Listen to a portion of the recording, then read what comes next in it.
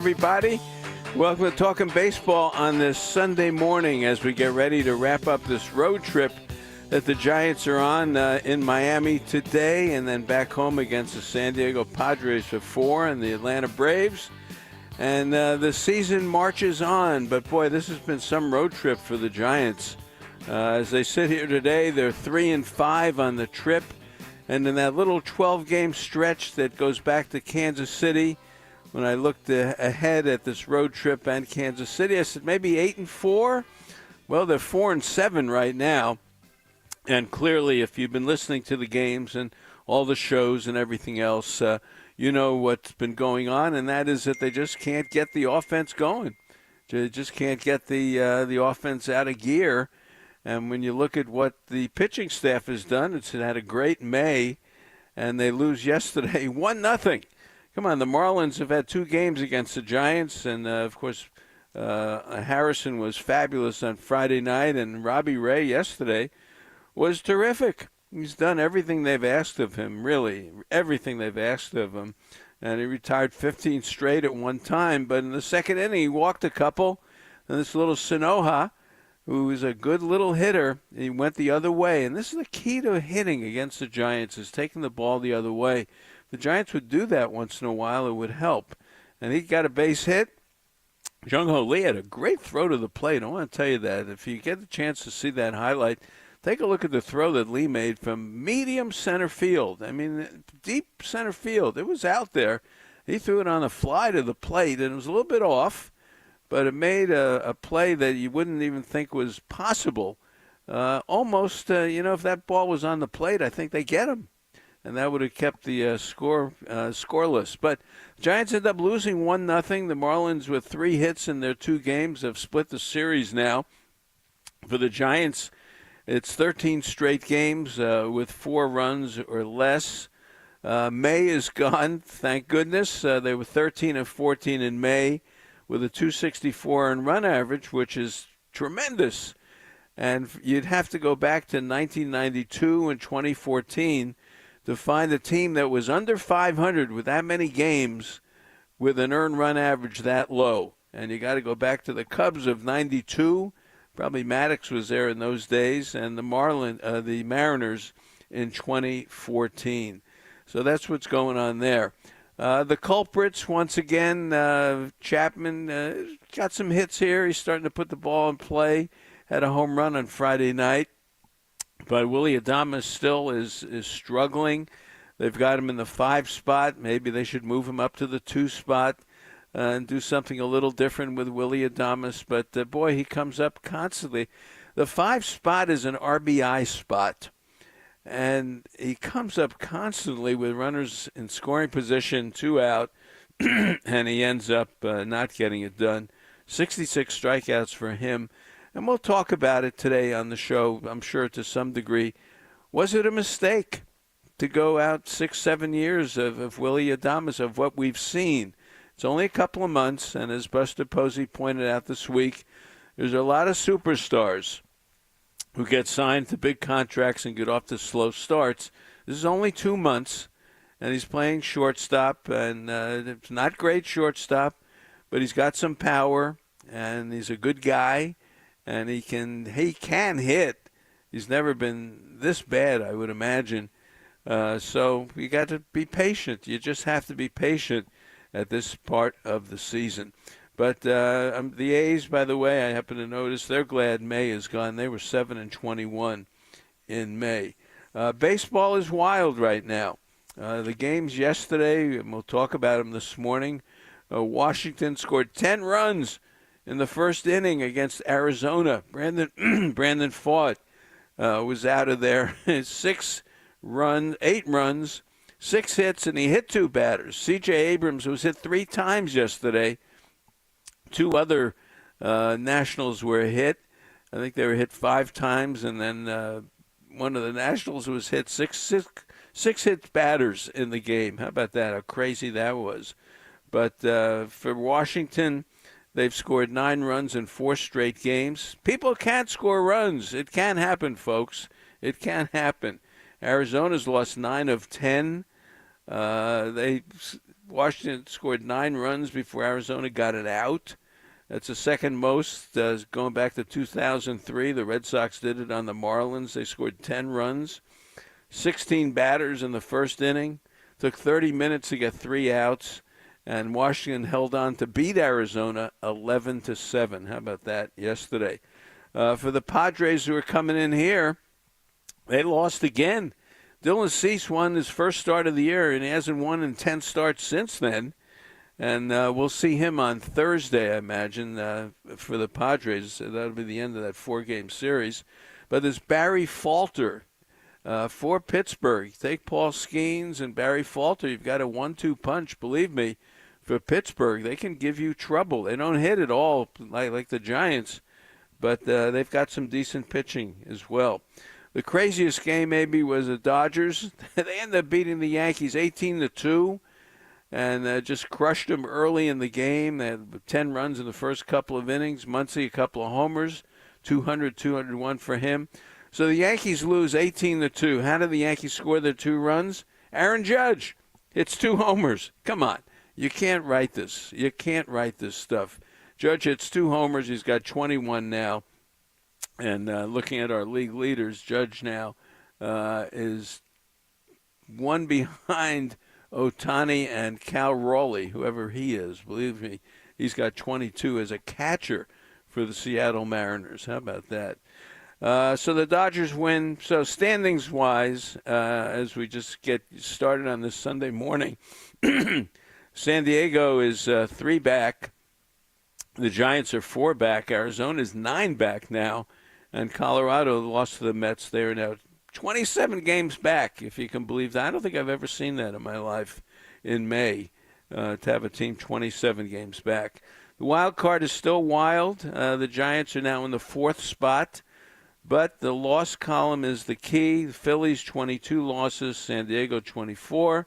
St. Louis, 25. The Giants, 26th. So with all that's said and done, all the craziness of not scoring and blah, blah, blah, and all that, there's still a long, long way to go, and the Giants are right in the middle of it. And when you can pitch, you can win. And we'll talk about what they've got to do to straighten some of the hitting out right now. All right, Mark Simon will be coming up. He's going to go to the game today. He's going to go to the Met game, so we're going to talk to him early today. And we'll get the show going. Gene Bagato checked in from Bodega Bay. He said his entire staff is geared up and ready to welcome summer travelers looking to escape the heat. Try coming down to Arizona. We're over 100 now. Down at the wharf, a varied menu offering everything from juicy hamburgers to the highest quality seafood dishes awaits guests hungry for a great meal.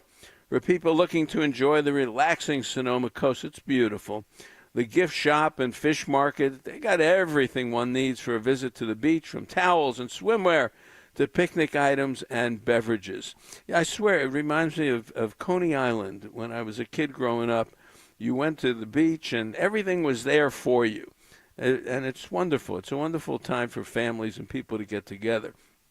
If you're looking to stay a while, the fabulous Inn at the Tides with its spacious rooms and stunning views awaits, with its heated swimming pool and hot tub spas, as well as the Bayview Dining Room featuring the great creations of Chef Remy Madrid. Bonnie, Greg, and Ruby went up there last year and had a great time. So if you're interested in a fantastic getaway not far from the Bay Area, you need look no further than the Tides Wharf. Well, I'd love it. And the Inn at the Tides in scenic Bodega Bay. That is a weekend that you can enjoy. My grandson Noah on his way to Camp Tawonga today, and he's working in the medical staff there. So that's our connection to Tawonga continues on. So a lot of good things happening. Mark Simon coming up. I know he's on his way to the Mets and the Rockies today, and his Knicks have lost. So we'll chat with Mark Simon right after this, right here on the Sports Leader.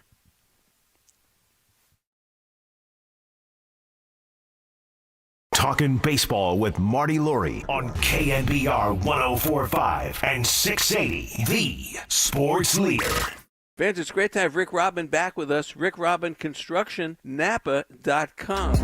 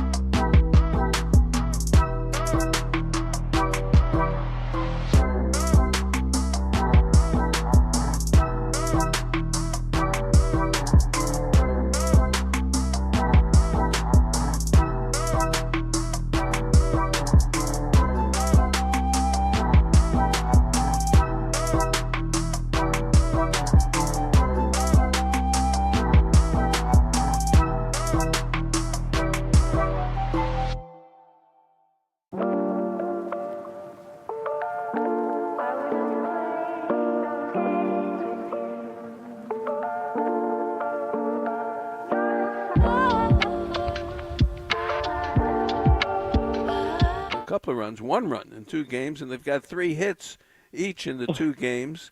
And they face another Giants face another lefty today, and David Weathers kid, a big kid, who's a decent pitcher. Yeah, I feel like this is a bad combination of a whole bunch of different things. One is that they haven't hit lefties all year.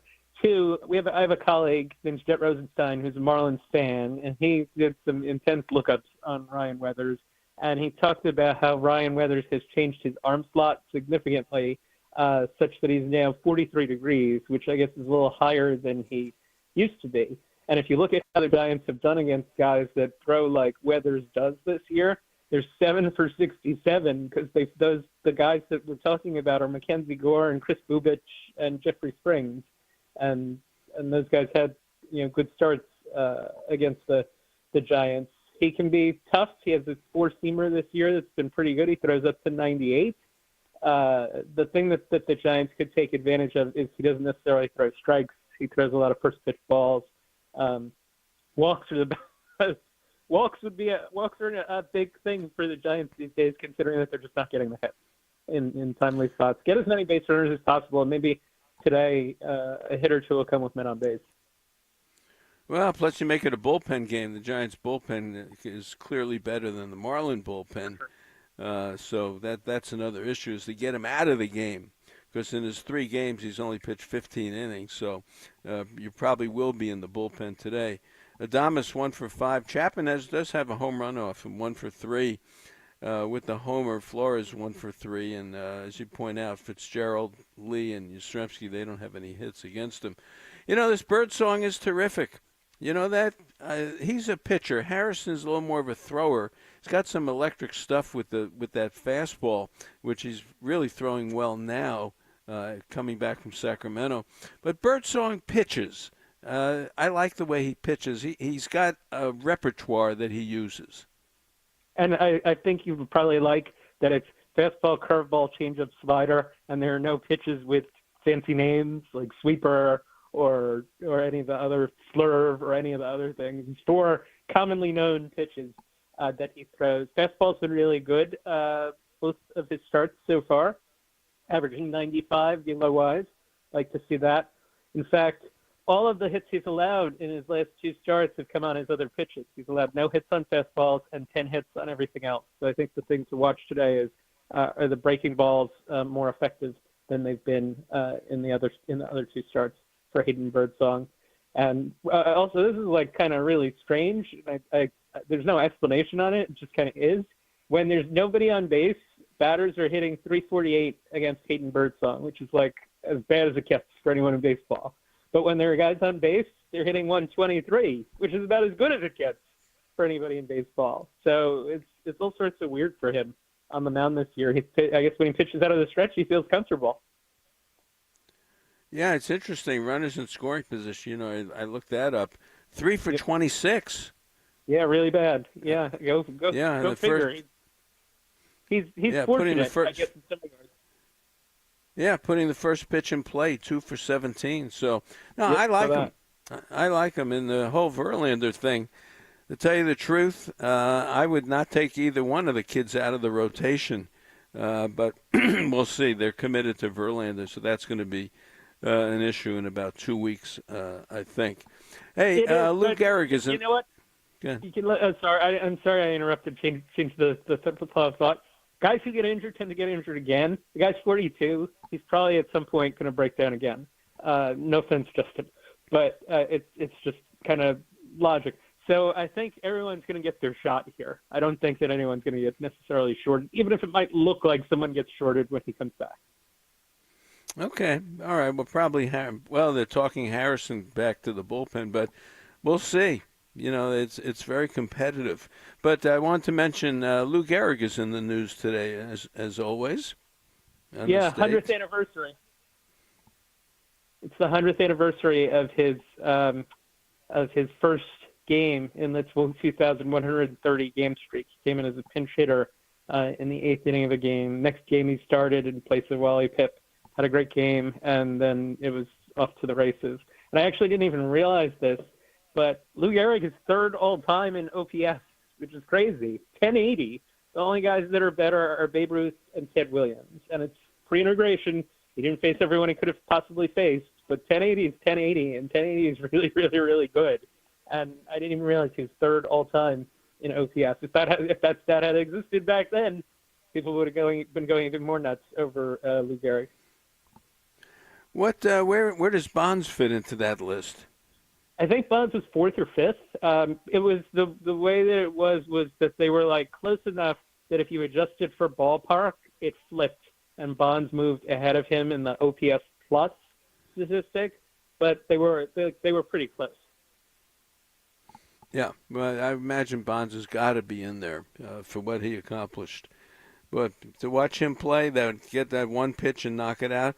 How crazy was baseball yesterday with the Arizona game and Washington? Seriously, they thought Brandon Pfaadt was tipping pitches, and C.J. Abrams got hit 3 times.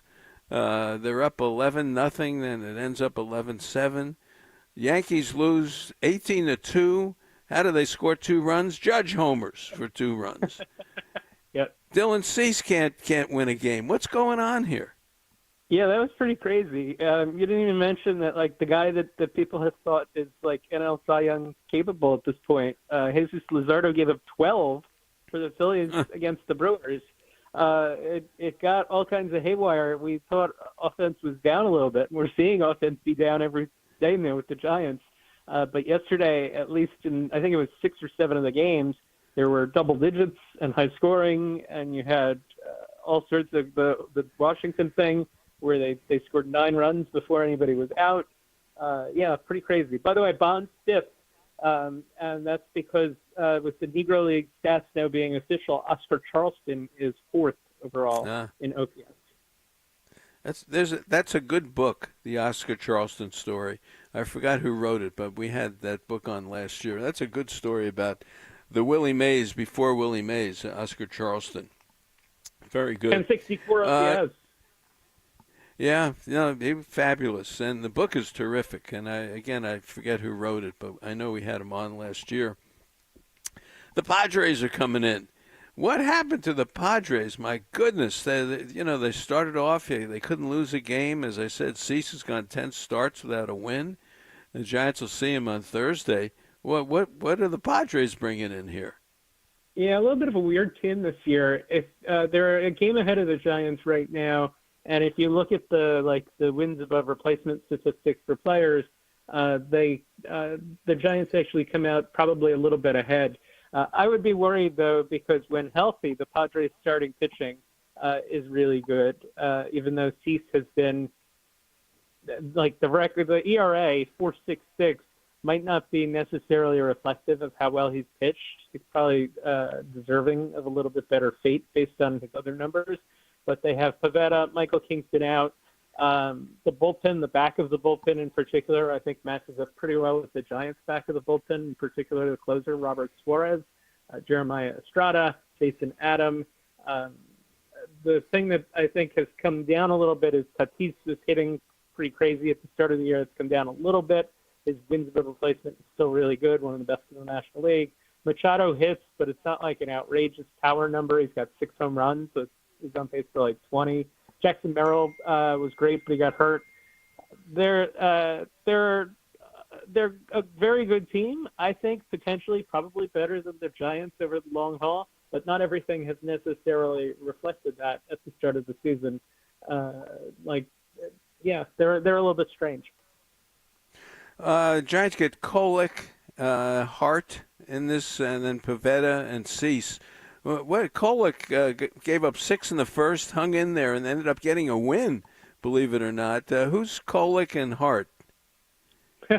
You're asking me. They're both older guys that are I guess, late impact guys. Kolek's 28. This is only his second major league season. Kyle Hart's 32, and this is only his second major league season, and it's his first season in 5 years. And he's it's a heck of a story that he made it back, because when he was there in 2020, he pitched 11 innings and gave up 21 runs. So you're seeing you're seeing the bottom of the rotation, and you're seeing what they feel are the top of the rotation. Pivetta's been really good. Pivetta's been excellent all season. A lot of strikeouts, very impressive, proving to be a very smart pickup on their part so far after last year when he had a 4 ERA with the Red Sox. The year before he had a 4 ERA with the Red Sox. His strikeouts to walk numbers, which were always pretty good, are 4-1 this year. He's been excellent for them this season. So you're going to see the Rockies today. Can they win their 10th game? As soon as I hang up the phone with you, I'm getting in a car and driving to a train, which will take me to Citi Field, where I will see the 9-49 Colorado Rockies against the New York Metropolitans. 40 games under 500, worse pace than the 1899 Cleveland Spiders, on par to be the worst team in Major League history by a decent margin. They're 27 out. Come on. Yes, they're 27 out, and they're 27 outs because they don't hit at all. Really? My goodness. All right, so we'll let you go. The one other pitcher that we may see is this Schwellenbach for Arizona.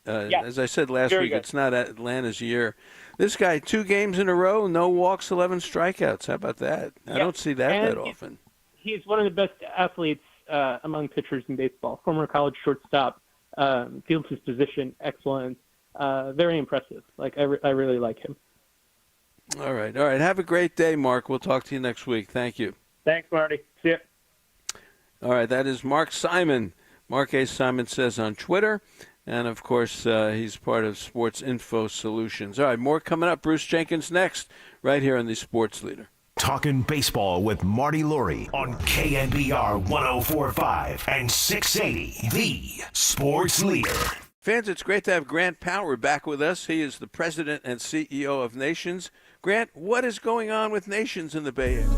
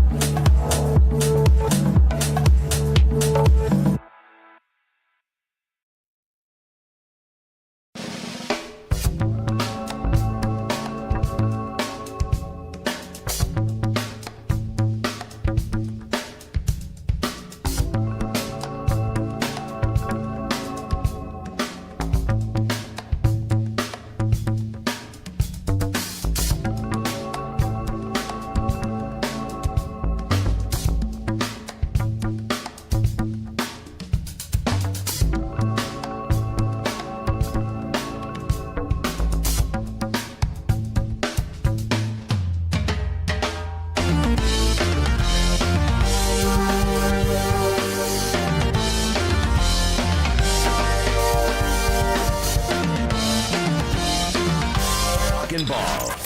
Time for you to listen in to their conversation. Marty Lurie and the SF Chronicles' Bruce Jenkins are looking through the window of baseball. Sponsored by Original Joe's of North Beach and Westlake on KNBR 104.5 and 680, the sports leader. All right, great to have you back with us as I hear the Original Joe's spot there. Don't forget we're doing our contest today at Twitter at Baseball Marty, or you can call in RAF 808 KNBR. Guess the score of today's game. Guess 1-0. Who knows? And you can win dinner for two at Original Joe's in North Beach, Westlake, or West Portal. And then we'll have a second winner for Walnut Creek, which is going to be opening very shortly.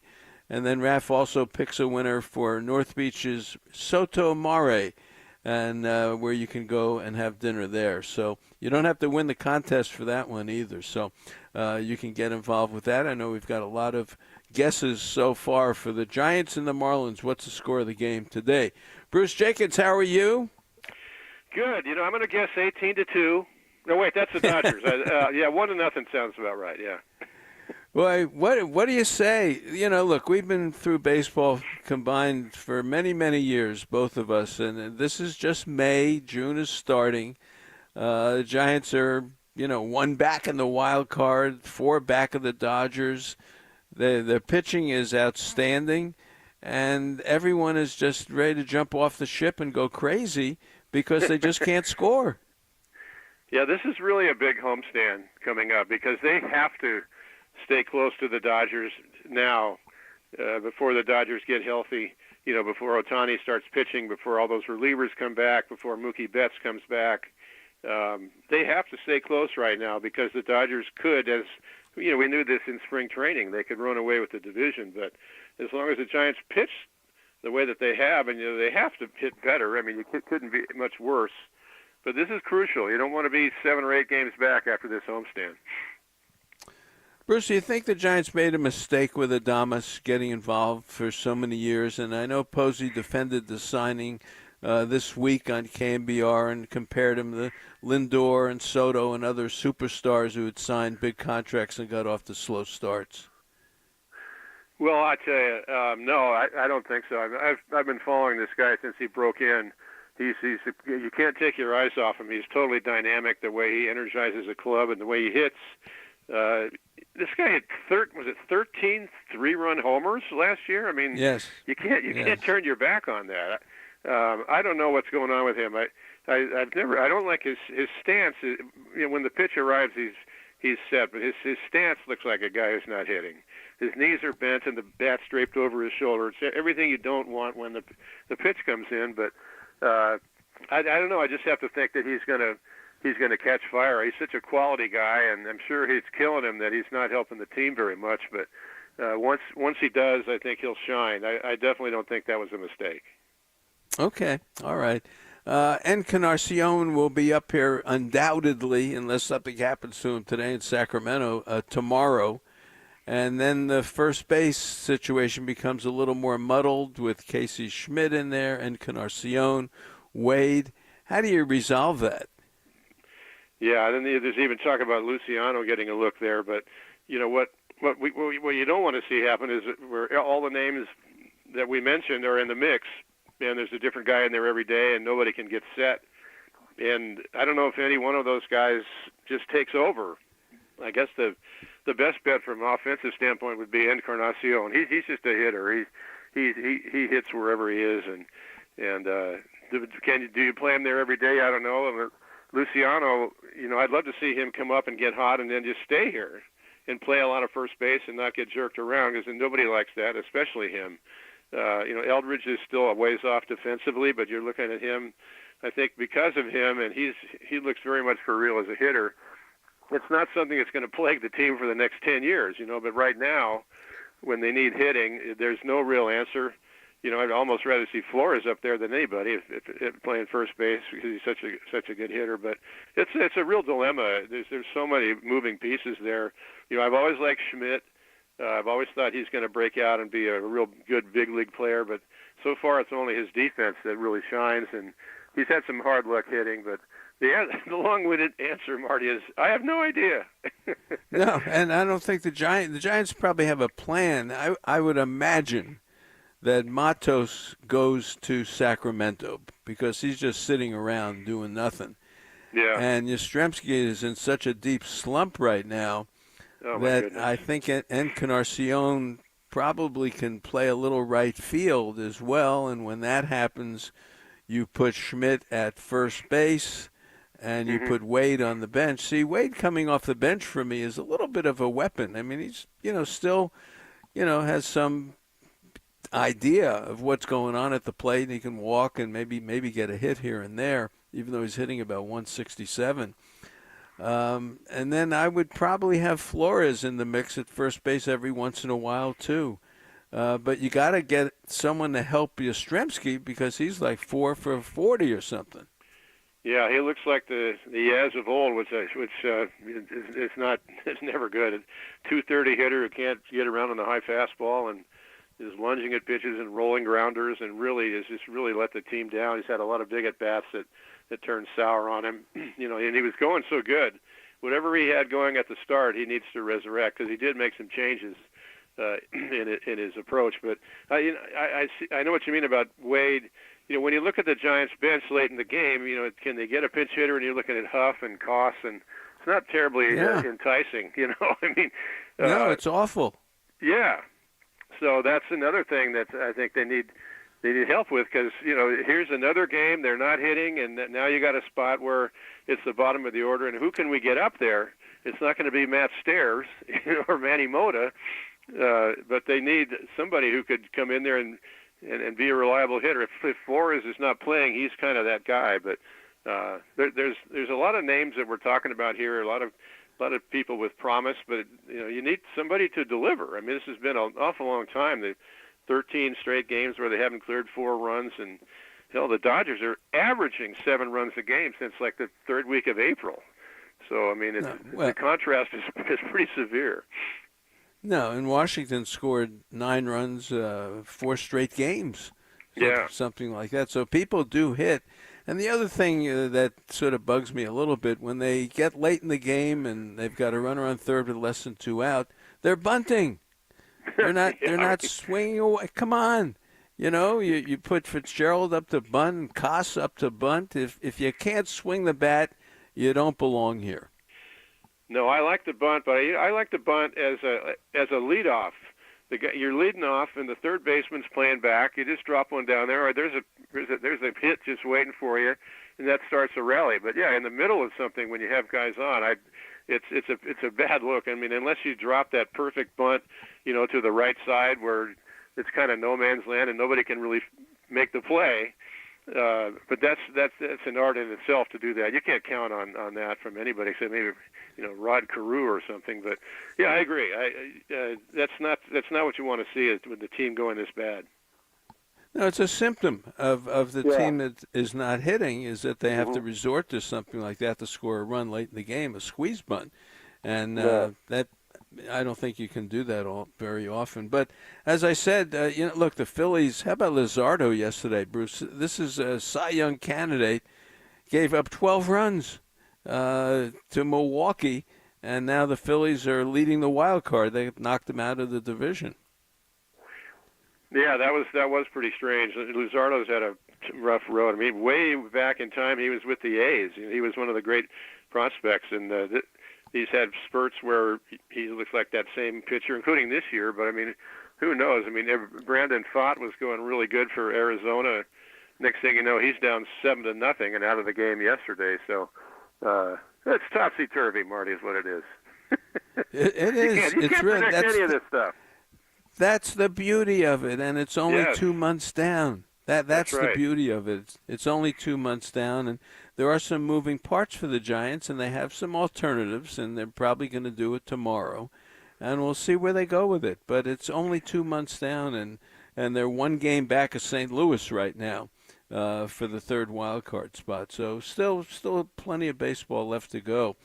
The other thing I wanted to mention, Cal Raleigh. How about this Cal Raleigh, the catcher for Seattle, Bruce? He's breaking all sorts of records for home runs by a catcher before June 1st. We're talking about Roy Campanella, some serious names in here. Yeah, Mike Piazza and Johnny Bench. I mean, he's got 22 now. And they had in the whole history of the American League, the only guys who have 22 before the 1st of June are Cal Raleigh and Ken Griffey Jr. I mean, this guy, he's definitely for real. I mean, the last 3 seasons he hit 27, then 30, then 34. He's going to probably hit 50 this year. He's 28 years old in his prime, and I love seeing it. I love seeing catchers who can really hit, not just kind of reliable, but big time power guys in the middle of your order. And he's a big reason that Seattle is hanging in there. I mean, that's talk about you never know what's going to happen. I mean, they had a loss the other night when Andres Munoz took them out with no ERA for the season, with a 3-run lead, and the Twins tied it, and they wound up routing the Mariners, but then they get a big win yesterday. But Raleigh is the constant, and he's the constant in the league and in the bigs, and a huge story. Well, he's tied with Ohtani now as we look at our league leaders. Ohtani 22, Raleigh 22, Judge 21. Come on, the Yankees get beat 18-2, and he hits 2 home runs. How about that? Seriously. Yeah, and what's he's still hitting 398 or something? I mean, yeah, 398. 398. I mean, it's June now, for heaven's sake. I really love that. But Judge is there must have been a strange feeling to go into Dodger Stadium and just be absolutely who everybody was looking to see, and they're just getting killed out there. But he's a treat. He's a treat to watch. His final numbers are going to be really something to see. And but meanwhile, Ohtani and Raleigh have the lead over him, so that's a cool little race in itself in the Major League homers. Yeah, very good. Well, and Freddie Freeman leading the National League 374, Will Smith 342, and that's the National League. And then you got Judge 398, and this Wilson from the A's still 345, and then Goldschmidt is 338. Yeah, those are good numbers. The number of 300 hitters keeps shrinking. We talk about it every week. It's down to 16 How many now. are left? It's How 16. many? 15? 16. All right. Yeah. All right. But next week it'll be 15, and who knows what. But yeah, you take them where you get them, and I don't know. The game is in great shape. I think just in general. We talk about all these things. There's so many fascinating stories. You have no idea. I mean, the Dodgers have an entire bullpen on the injured list. They have 14 pitchers on the injured list, Marty. 14, and here they are. I mean, the contrast between the Dodgers and the Giants is so remarkable. I mean, no rotation is pitching like the Giants. Every game you're going to get a great outing. Hey, here's Birdsong. Yeah, he looks great. Harrison, he looks great. I mean, geez, it's just that's a saving grace, I tell you. Well, when it's all said and done, pitching does win. Now you got to hit over 162. I mean, at some point you got to hit. But when it comes down to it, pitching does win, and that's what's keeping the Giants afloat in this thing. So we'll see where it goes with it. Chris Stratton, boy, I happen to see him, the former Giant. He's now with the Dodgers in their bullpen, and they picked up Diaz from Cincinnati, the brother of the closer on the Mets. So the Dodgers have trouble, but they're going out and doing something, and I think that's a good example for the Giants too. Well, yeah, that's not what they don't need the help there. That's for sure. I mean, they have so much depth. But at least they're doing something. But the Giants are going to have to do something about their hitting. But yeah, that was interesting. They got Alex Diaz. His brother made a great comeback from the depths. Edwin, and he's a great closer for the Mets. And now this guy, the brother was an all-star and did great stuff for the Reds, and he dropped off their map. They got rid of him. So he might be capable of a comeback like that, which the Dodgers could really use. Yeah, so I thought it's a team that's in action. That's my point. They're doing very something. Much so, yeah, and that I'd like to see the Giants do a little something in that regard. They've got one trouble. One thing there, real quick. No, go ahead. Yeah, no, please go ahead. No, I mean, as much as we enjoyed Jung-Hoo Lee, and we totally enjoy him, by the way, the Dodgers have a kid from Korea, Kim, Haesung Kim, who didn't get any attention at all, but he came up as soon as Edmund went down. They stuck him in there, and he's a tremendous ball player. Like you say, it's action. They're doing stuff all the time. That's why they're the Dodgers. Something came up the other day. I was having lunch with some baseball people down here, and the Pete Rose situation came up. And some of these baseball people were anti-Pete Rose, and someone brought up a point, and that is he's going to have to go before a committee, right, Bruce? That's what's going to have to happen at some point. And the Hall of Fame appoints the committee. So if Jane Clark, who's been adamantly against Rose for so long, stacks the committee. We've seen this in politics before, and that's the end of them. How about that? Yeah, I was on one of those committees. They flew me down to Orlando as I was kind of representing the historian angle of baseball writers, and 16 of us, I'm in there with Tommy Lasorda and Jerry Reinsdorf, and then this Andre Dawson's there, and Carlton Fisk, and then me. What the hell? But that should not the fate of Pete Rose should not be left to 16 guys who, once they start talking, because it's all, it's not individual thought. It's 16 guys in a room, and there's a strong anti-Pete Rose sentiment in the game right now.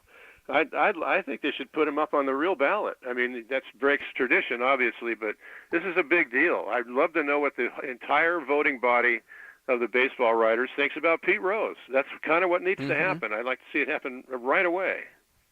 Yeah, because Jane Clark will stack the committee. If she doesn't want him in, that'll be the end of it. And, exactly. Yeah, that was a good point someone brought up. I want to commend you on your column about Glenn Kyper that was in yesterday. And, of course, Glenn is part of our show, and he's part of our YouTube experience, and I've loved having him on for the last 2 years, and I'm glad I could give him that chance. But you did bring it up, and that he's doing good work. Well, yeah, and you've done a lot for him. I totally commend you for that. He's such a good guy. He made a big mistake, and it was like 10 seconds, and his career's over.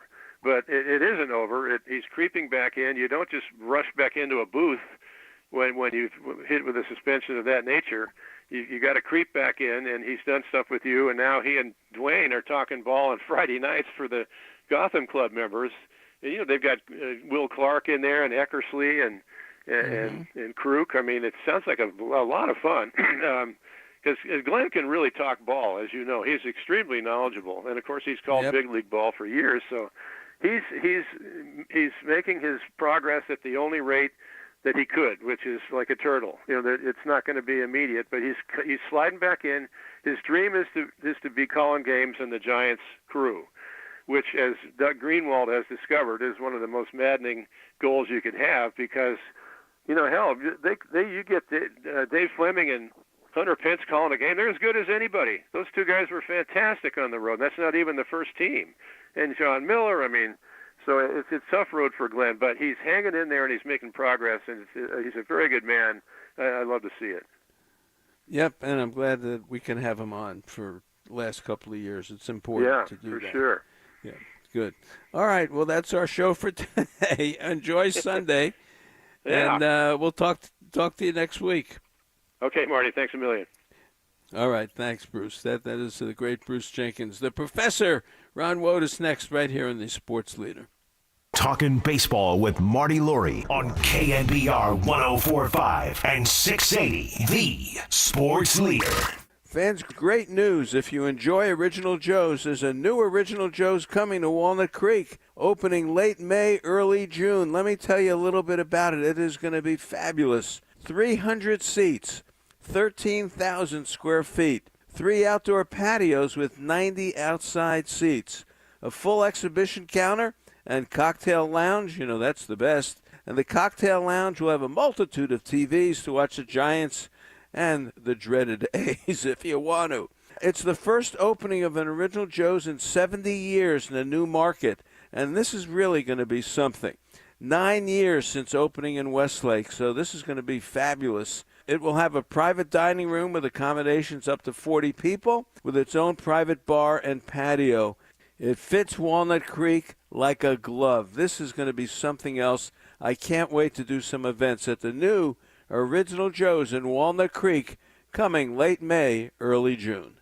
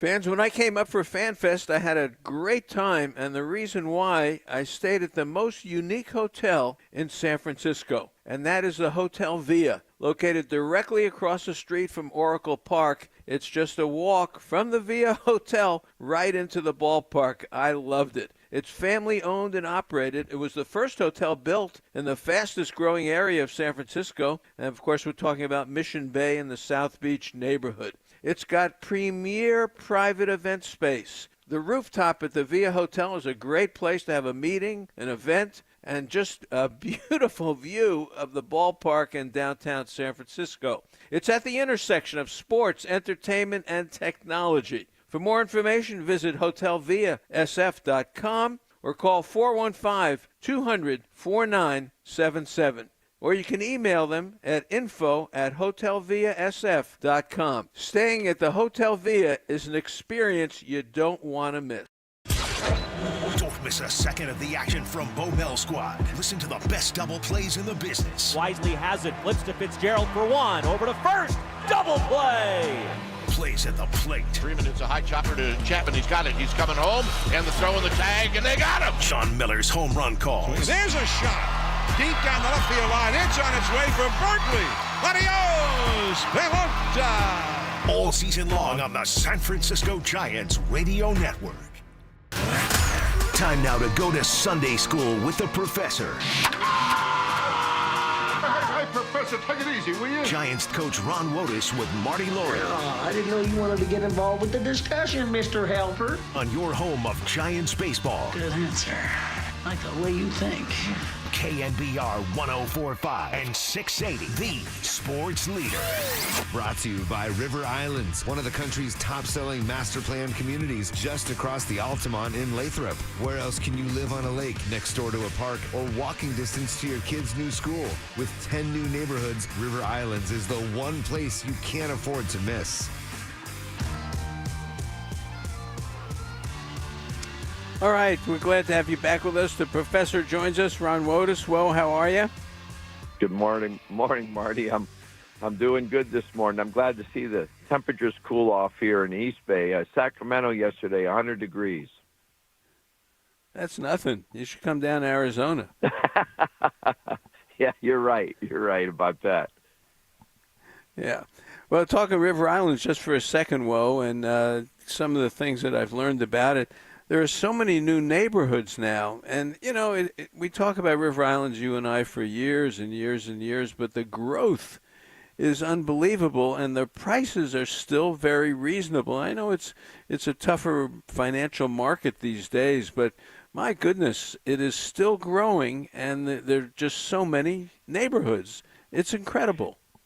It is incredible that they haven't slowed down at all, and you know the schools and you know the fields. The growth is something you don't see in other places in the Bay Area, and this is, I mean, how many years now, Marty, that this has been going on? So you're exactly right, and we talk about it all the time for good reason.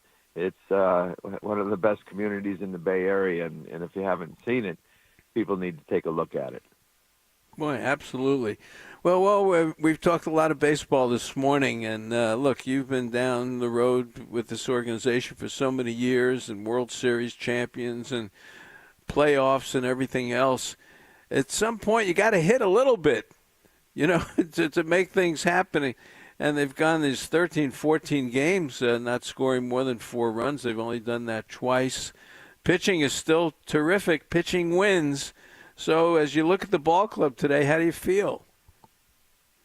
Well, I remember there was a time we were in Arizona, you know, and Dusty was the manager and I was his bench coach, and we had Jose Mesa on the mound. He's closing. And we were looking at a big matchup in the game, and I think they had Travis Lee was an option, and then they had a left-handed guy off the bench that they could have used, and then they had a left-hander.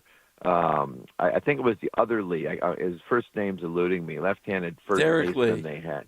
Derek Lee. Derek was a right-hander, I believe, and then the other one. No, you're right, Derek Lee. Okay, so Travis and Derek.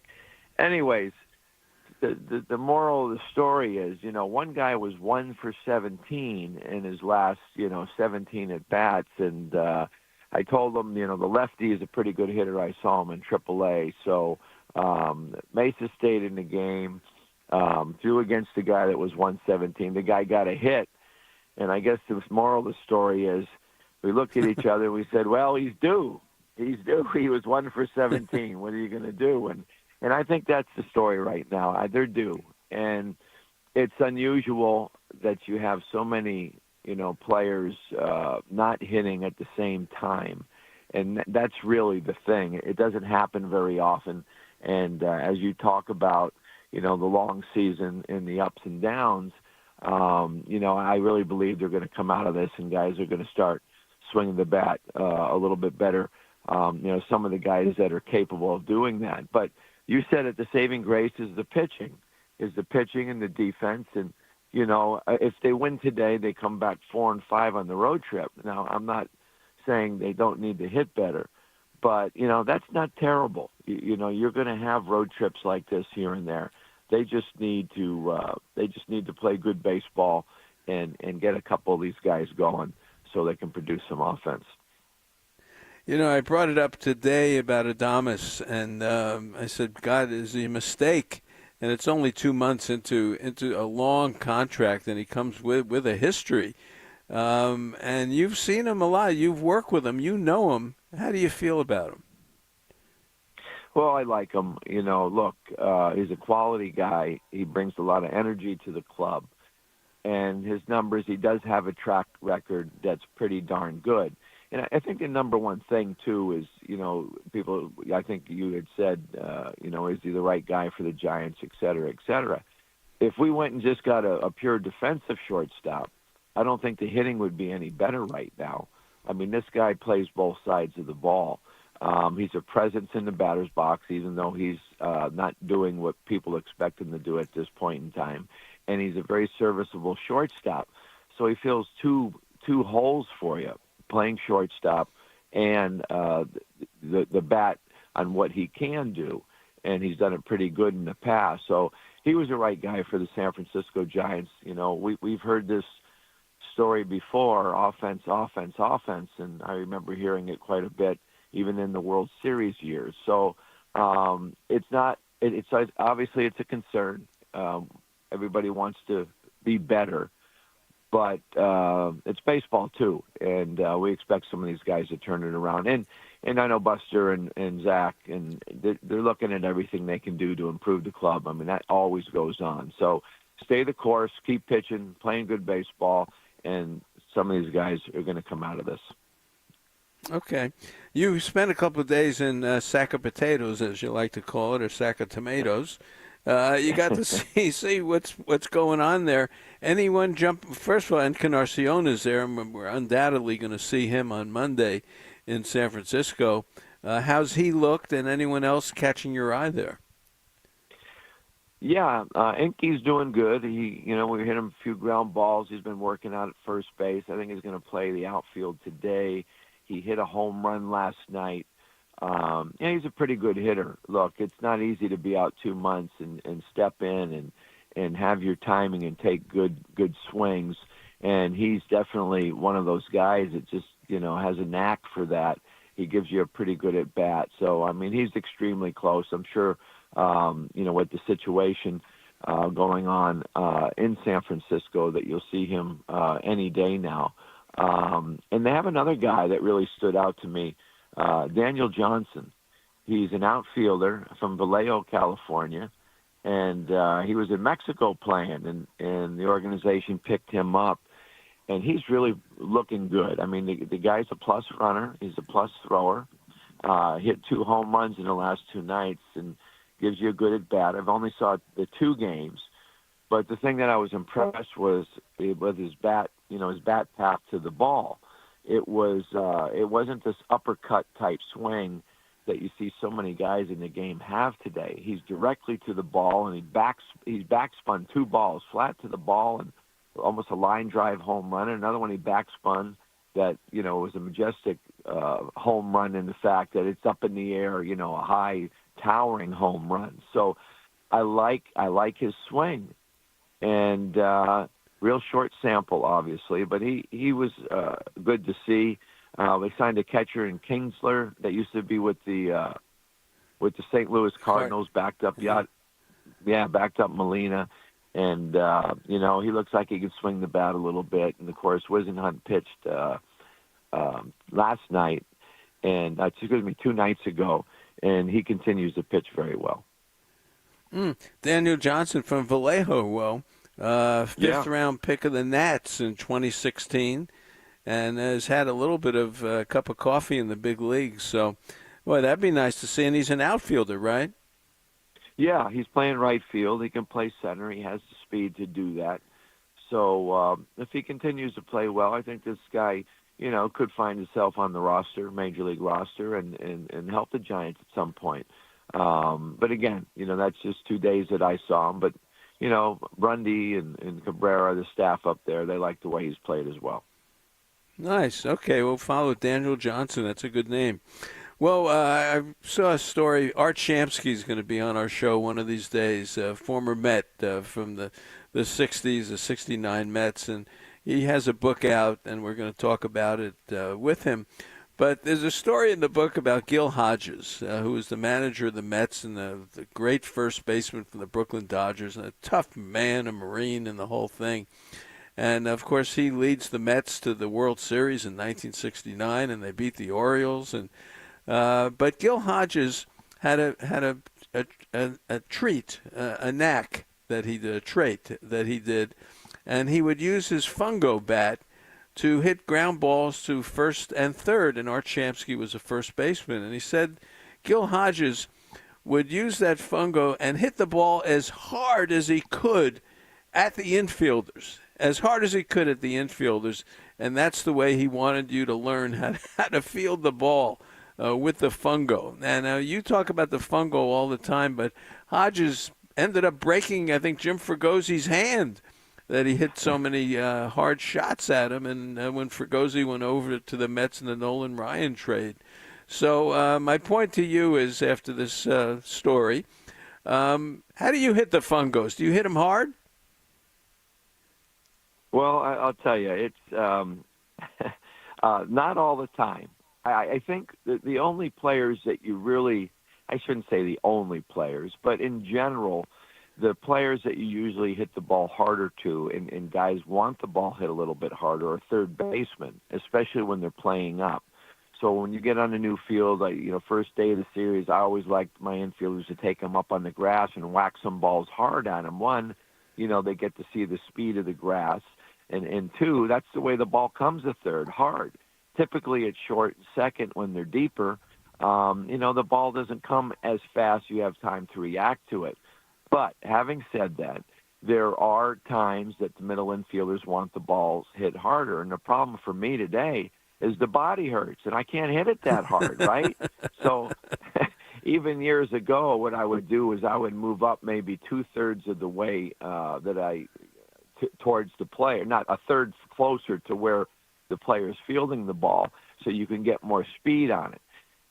I've used a hard fungo sometimes for infielders that flip their glove down, or they get their glove in the fielding position late, and if you just hit routine speeds to them, they don't get their glove in position, so you get maybe halfway towards them and you smoke the ball, so they have to get their glove out early to get it in position to catch. But you make me think about a lot of fungo hitters, and what one guy that was famous for his fungo was Jimmy Reese. Remember Jimmy Reese with the Angels? Oh, of course. Come on. People talked about they talked about how good he was with the fungo. Pitching batting practice with the fungo, throwing it up, stuff like that. So, so a little bit of both. But one guy that always hit the fungo hard, and I loved him to death, and that was Jimmy Davenport. When we worked together in the minor leagues and been around Jimmy for years, and we all miss him. But he would whack that fungo at you, and, these young players, they would get eaten up. And Jimmy didn't think anything of it. It was just the way he played the game and was going. He'd go, come on, son. And the guy would catch one. If he had a bad arm throwing it over to first, he'd go, You go, my goodness, whoa, what's wrong with that boy? He can't throw that ball over an outhouse roof. And that was Jim Davenport. I love him. Boy, do I miss him. I tell you, that he and Bobby Bonds, boy, they were inseparable. Wasn't it fun to sit down in the dugout and talk to both of them? Absolutely. Just old school, hard-nosed ball players. And, the game was the mentality was a lot different years ago than it is today. But, the fungo, we can do a whole show on the fungo alone. Yeah, Gil Hodges didn't mess around. He would whack it at you, and that's the way he wanted to teach you how to be an infielder. The great Gil Hodges. So I didn't know that story, but Art Shamsky, it's in his book. So we'll talk about that. One other thing, I always like to come up with something for you. 1943, Rip Sewell of the Pirates throws his dewdrop ball in a game. Now, Rip Sewell was very famous, when Ted Williams hit a home run off him in the All-Star game. Off this pitch, he would loop the ball 18 to 20 feet high on the way to the strike zone. And later it became the blooper or the ephus ball. But it was more than a gag for him. He won 20 games with it. Wow. Well, you know what? I believe to this day, I always thought that pitchers ought to try the ephus pitch a little bit more. Some of these guys. I mean, it's not easy to hit, and especially when you're geared, for the fastball. It looks like you're just giving them a chance. But who was it with the Red Sox? Lee. What's his first name? Lee. Bill Lee. Bill Lee. Yeah. The spaceman. He used to throw the ephus pitch as well. And I'd like to see more of it, Marty. I think it would help the entertainment of the sport. What do you think?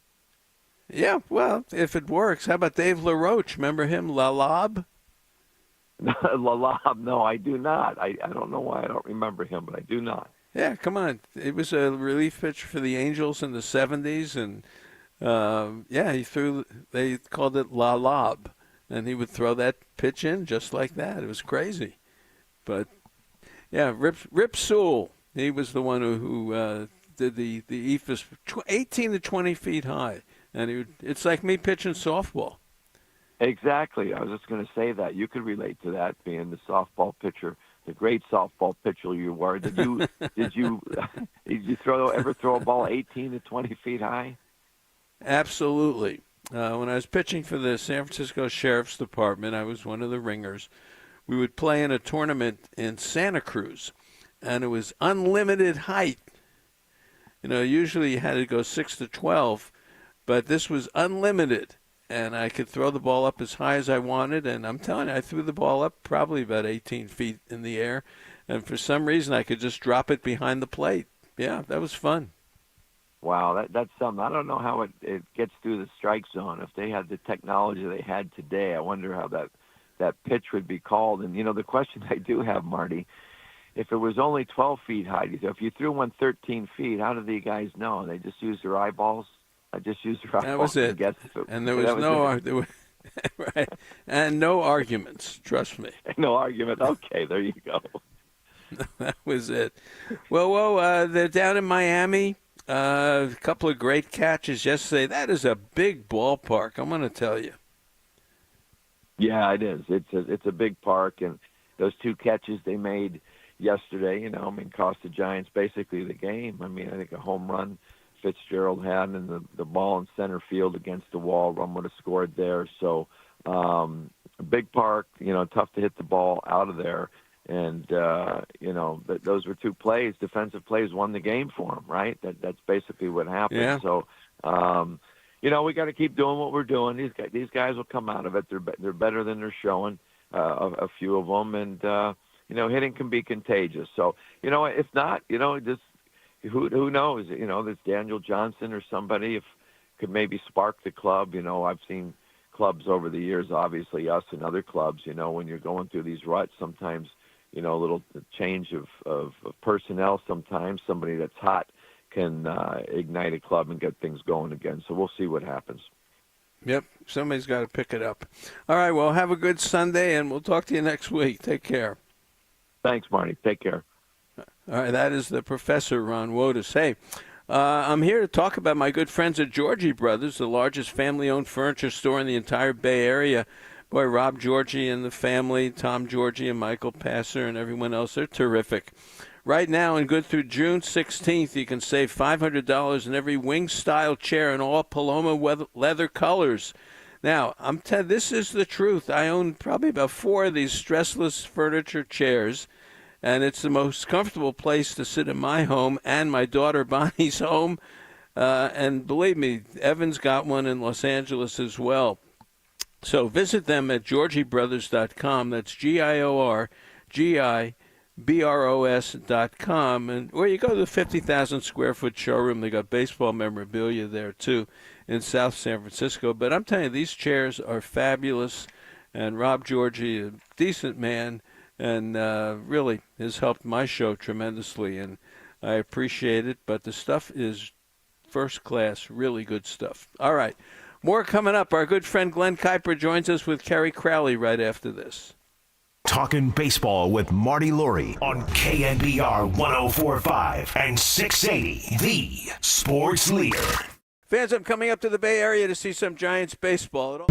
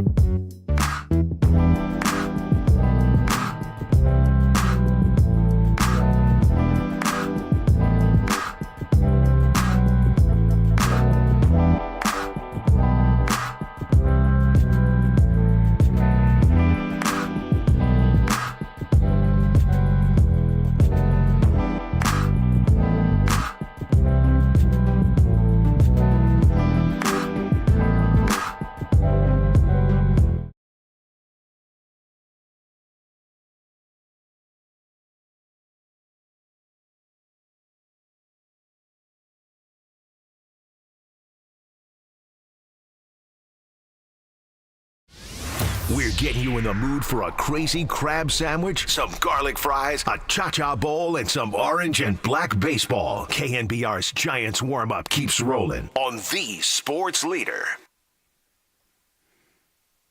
All right, great to have you back with us as we get ready for Giants baseball today. To wrap up this road trip, we're joined by Glenn Kyper and Carrie Crowley. Carrie, let me start with you this morning. First 2 months are down. How do you feel? Marty, it's kind of flown by. The interesting component of the Buster Posey era is that this team looks a lot like some of the ones that he played on, where they had the pitching figured out and they head into the middle portion of the season desperately searching for hitting. I'm not all that optimistic that they can find it, but I'm sure there's plenty of Giants fans who are optimistic that they can find it. How about you? Well, I feel pretty good.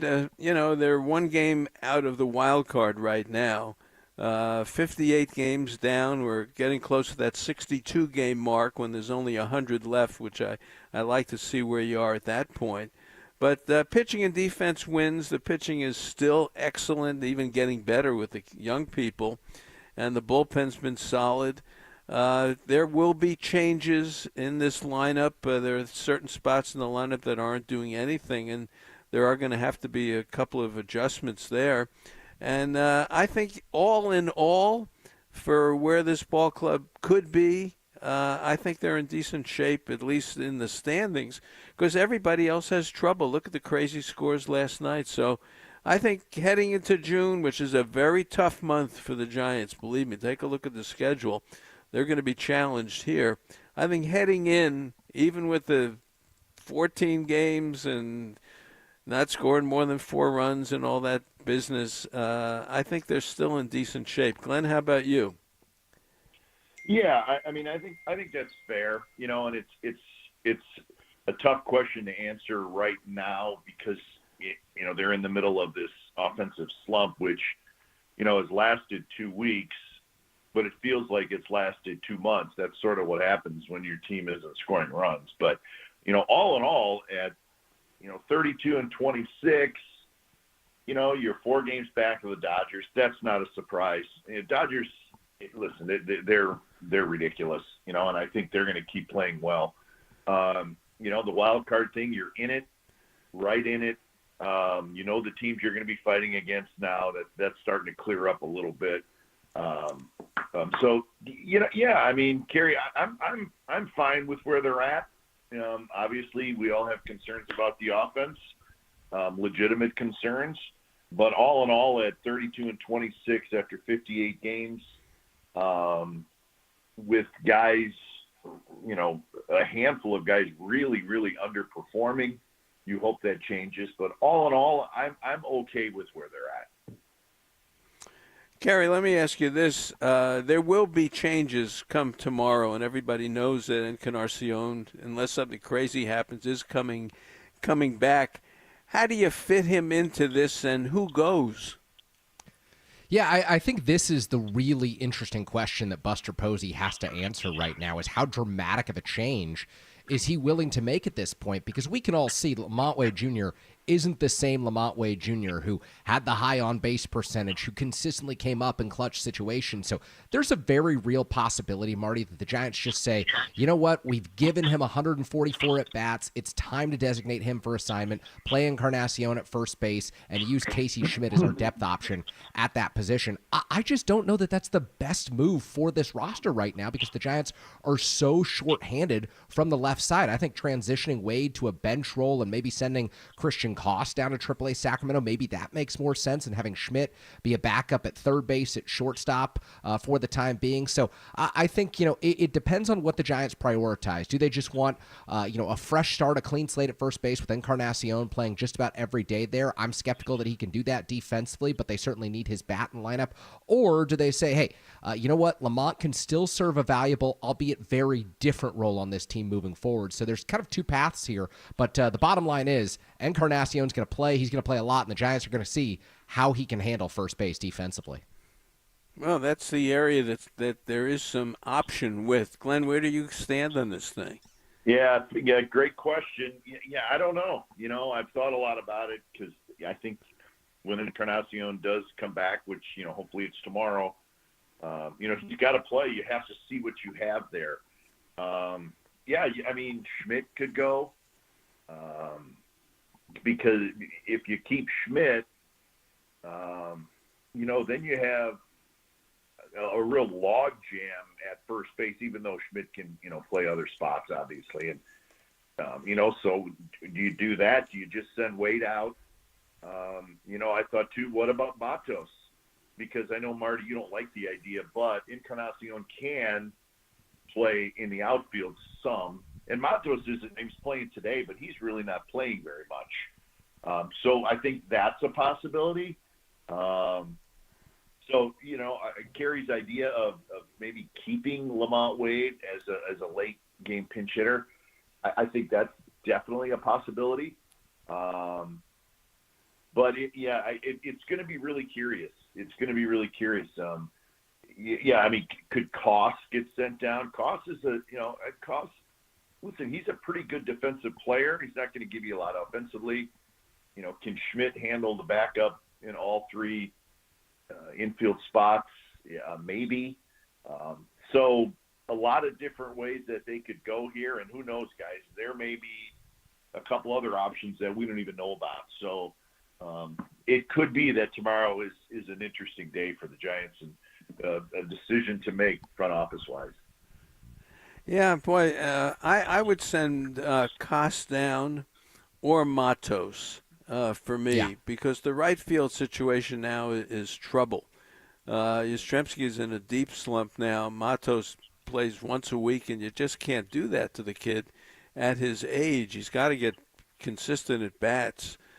Encarnacion can play some right field, even though I think it's dangerous for him out there.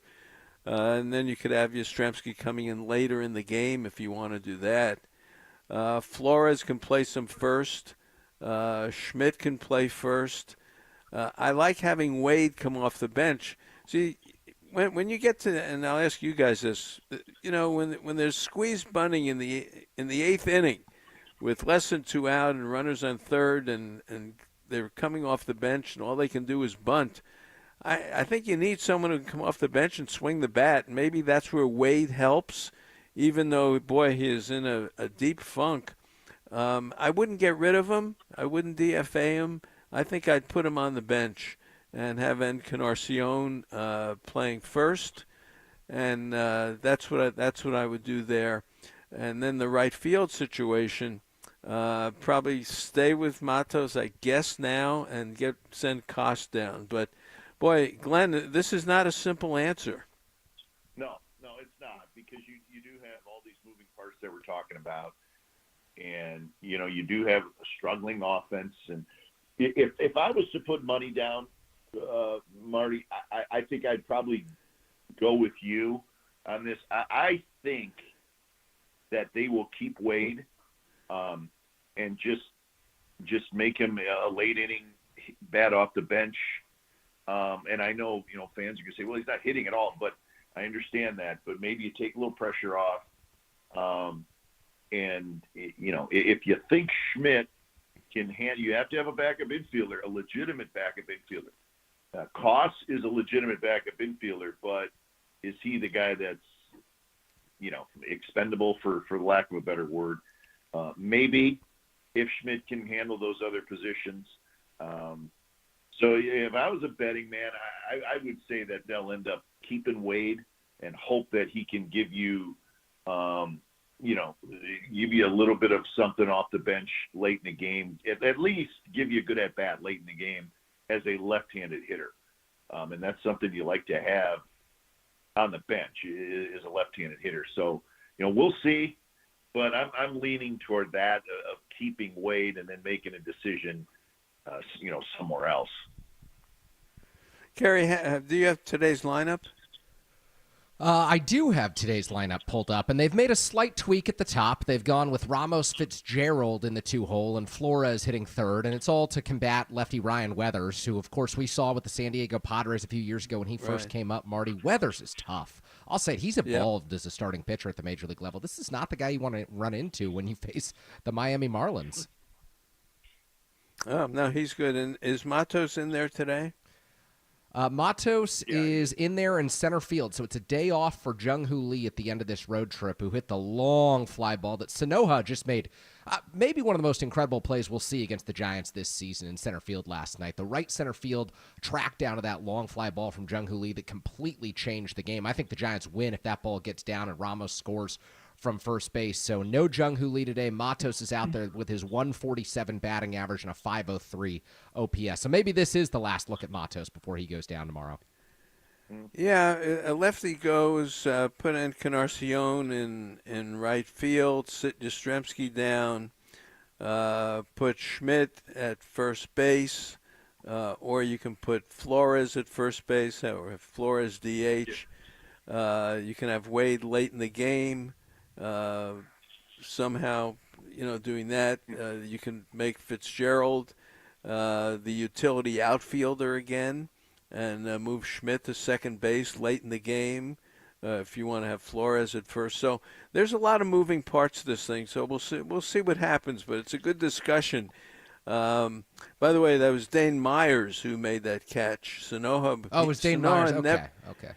Yeah, no, it's a good point because they made that defensive switch, and if the little kid, the second baseman, was out there playing center, they never would have caught the ball. No chance. Yeah, and that cost the Giants he also got the hit. He also got the hit. Yeah. Right. The 2-out single was by that kid. Yeah, if he went the other way. All right. So here's the other thing for you guys. Birdsong pitches today. Harrison pitched Friday night. Verlander, as I predicted, when you start dealing with the lat and obliques and all that stuff, it's just not two starts. It's going to be 3 or 4 starts for Verlander. What do you do when he's ready? Is there a chance maybe they don't put him back in the rotation, Glenn? No, I don't. I mean, listen, you have to get him back out there, and he's got a chance to help you. He is who he is, and that comes into play a little bit, guys. I mean, let's be realistic here. It's Justin Verlander. Now, that may not be 100% fair to, Kyle Harrison or Roop or Birdsong, whatever they would do. One of those guys would obviously come out of the rotation and, get put in the bullpen. May not be fair, but in the long run, you need all these guys, obviously. But another difficult decision. But then again, I don't think anybody in the front office or Bob or any of the I don't think anybody's thinking, well, boy, what are we going to do with Verlander when he comes back? He's going to go back in the rotation. It's just a matter of who goes back to the bullpen, which. And not fair for these young guys because they've all pitched really well. Harrison looks great. But that's sort of the reality right now. And somebody else could go down. And, guys, we've seen this all around Major League Baseball with starting pitchers getting hurt. So, it's a team game, and somebody's going to have to suck it up and go back down to the bullpen. But whoever it is, these young guys, that doesn't mean they don't have a very bright future. It's just, it is what it is, at this point in the season. Carrie, what do you do? Well, what do you do versus what I think they should do are two different questions, Marty, because I think that Glenn perfectly laid out what Buster Posey will do. And I think that they could send Kyle Harrison back to the bullpen. I think that Landon Roop, if they want to ease up on his innings, which of course is a mild concern because Roop has never been a full-time Major League starter for 30-plus starts, and he's on track to do that right now. So I think that you could make the case that he goes back, Tristan Beck goes down, and it's a very simple, easy maneuver, and that's the traditional way that baseball operates. Now, I'll tell you why I'm not a president of baseball operations and why no one would ever consider me to be an executive in Major League Baseball, because I'd trade Justin Verlander. I would keep the 3 young guys in the rotation. I would go out and get you a first baseman who can play the position, who can give you some balance in the order with a left-handed bat. I think that Justin Verlander on a 1-year deal could command you a valuable piece, whether it's, someone who's not getting an opportunity at AAA somewhere else or someone who's in a Major League roster right now, maybe not playing full-time. I would just make that move 1-for-1 baseball move and say, you know what, we've got the young horses. These guys are part of our rotation for years to come. Justin Verlander isn't going to be. And right now, Justin Verlander's probably not going to make a playoff start if the Giants run a wild card series. I'd go with Webb, I'd go with Ray, and then I'd go with Birdsong because he's got better pure stuff at this point in his career. So, unpopular opinion, it's never going to happen. The Giants won't make that move, but that's what I would do, Marty. Well, usually you're wrong. I like it. That's extremely rare. You like something that I said. Yes, I like it, and it's not off the charts. It's not crazy. And Houston, a place where he has had a lot of success, has got pitching trouble. And Glenn, Houston's back in that race with Seattle. How about that? Verlander to Houston and getting something back. Well, listen, I mean, I don't think it's a crazy idea. I don't think it's going to happen, obviously. And I think Verlander needs to get back, show that he's healthy, and show that he is still a quality starting pitcher, which I think he is. He just hasn't, he hasn't got any wins. He hasn't got much luck when he has pitched well. I know there's been some leads given up late, but he needs to get back healthy, pitch some good games before he would be attracted to anybody else, if he was attracted to anybody else. I'm not sure.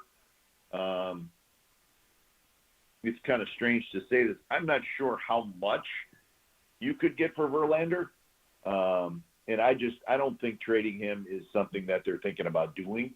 But, I do think at some point the Giants will dive into this thing, to get another hitter. But, with that too, you guys, is I think the Giants would we need a first baseman. We want to do a deal now. You got to have another person to dance with, right? And I'm not sure teams at this point in the season are ready to start talking about trades. I think it'd be very difficult to find a trade partner this time of year. Doesn't mean it can't happen, and it does happen sometimes. But you have to find somebody who's willing to do a deal at this point. And I don't know how many of those teams are really out there. Now, a month from now, then things will start to percolate a little bit. And, we'll talk more about names and stuff. But surprised, you guys are just all for trading Verlander. Just trade the future Hall of Famer. You two guys, I don't know. Look, you're here to win. You're here to win, and Roop is fabulous. Roop's been terrific. Harrison is the best I've seen him in a while. Birdsong looks better every game. They're your future, and it's fun having Verlander, but if you can get a bench piece where you could go, we've talked about the bench. The bench is not helping. If you can get a bench piece, an outfielder, and, and I'm just going to say the Tommy Pham type, that type. If you can get an outfielder who can play hitting right-handed and play a little bit in right field as a bench player and come in occasionally, a veteran, I'd do it. Carrie? Yeah, I like that idea. Look, I mean, we look down to the AAA Sacramento roster right now, and the reason we're having this discussion about the Major League roster, who do you send down? Wade, do you send down Matos, Koss, Schmidt?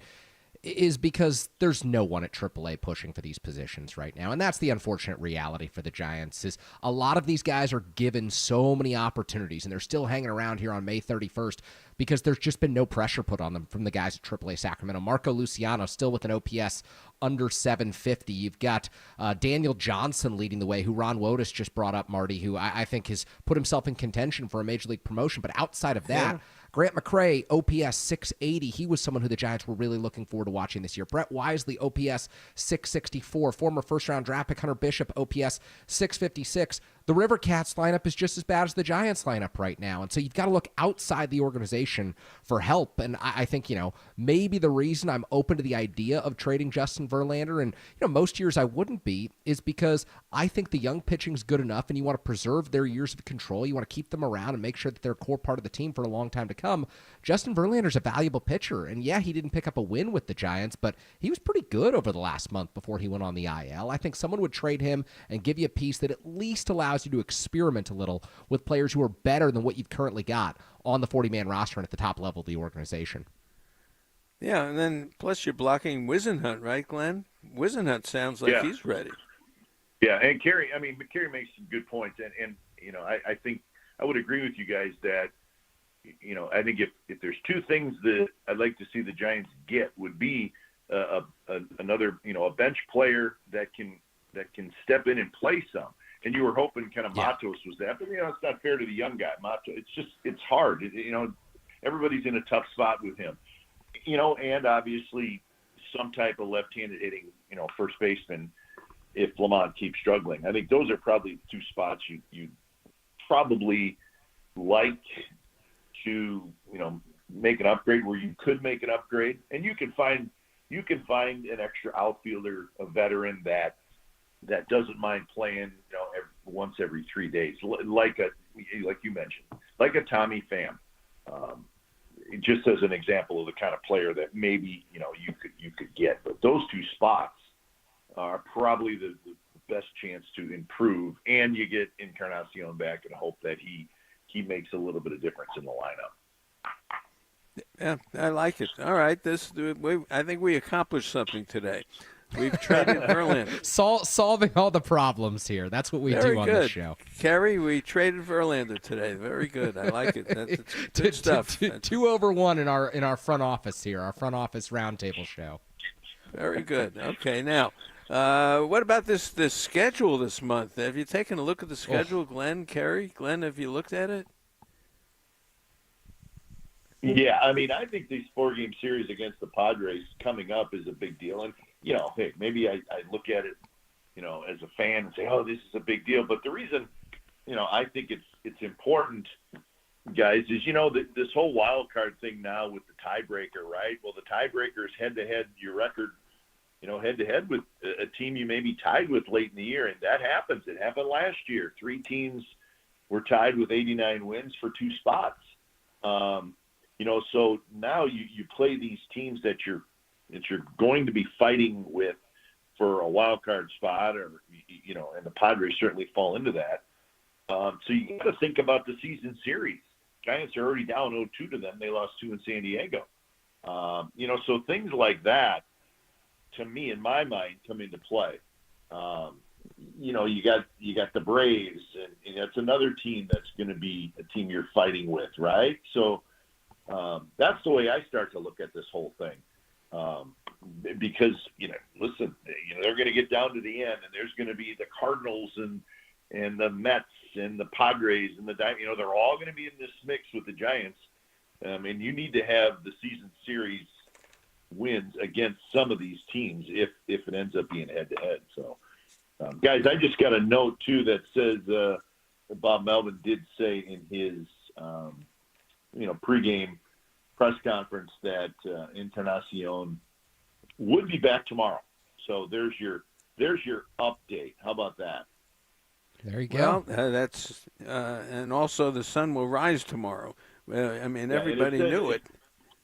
Yeah, what I have is it said they'll be in San Francisco, and they'll take a look at him close and then make a decision tomorrow. Sacramento has a day off tomorrow, so they'll take a good quick look at him before the game to see if he looks good, and then make a decision, at some point before the game whether he'll be activated. So that's the best I can do for you on Gerard Encarnacion.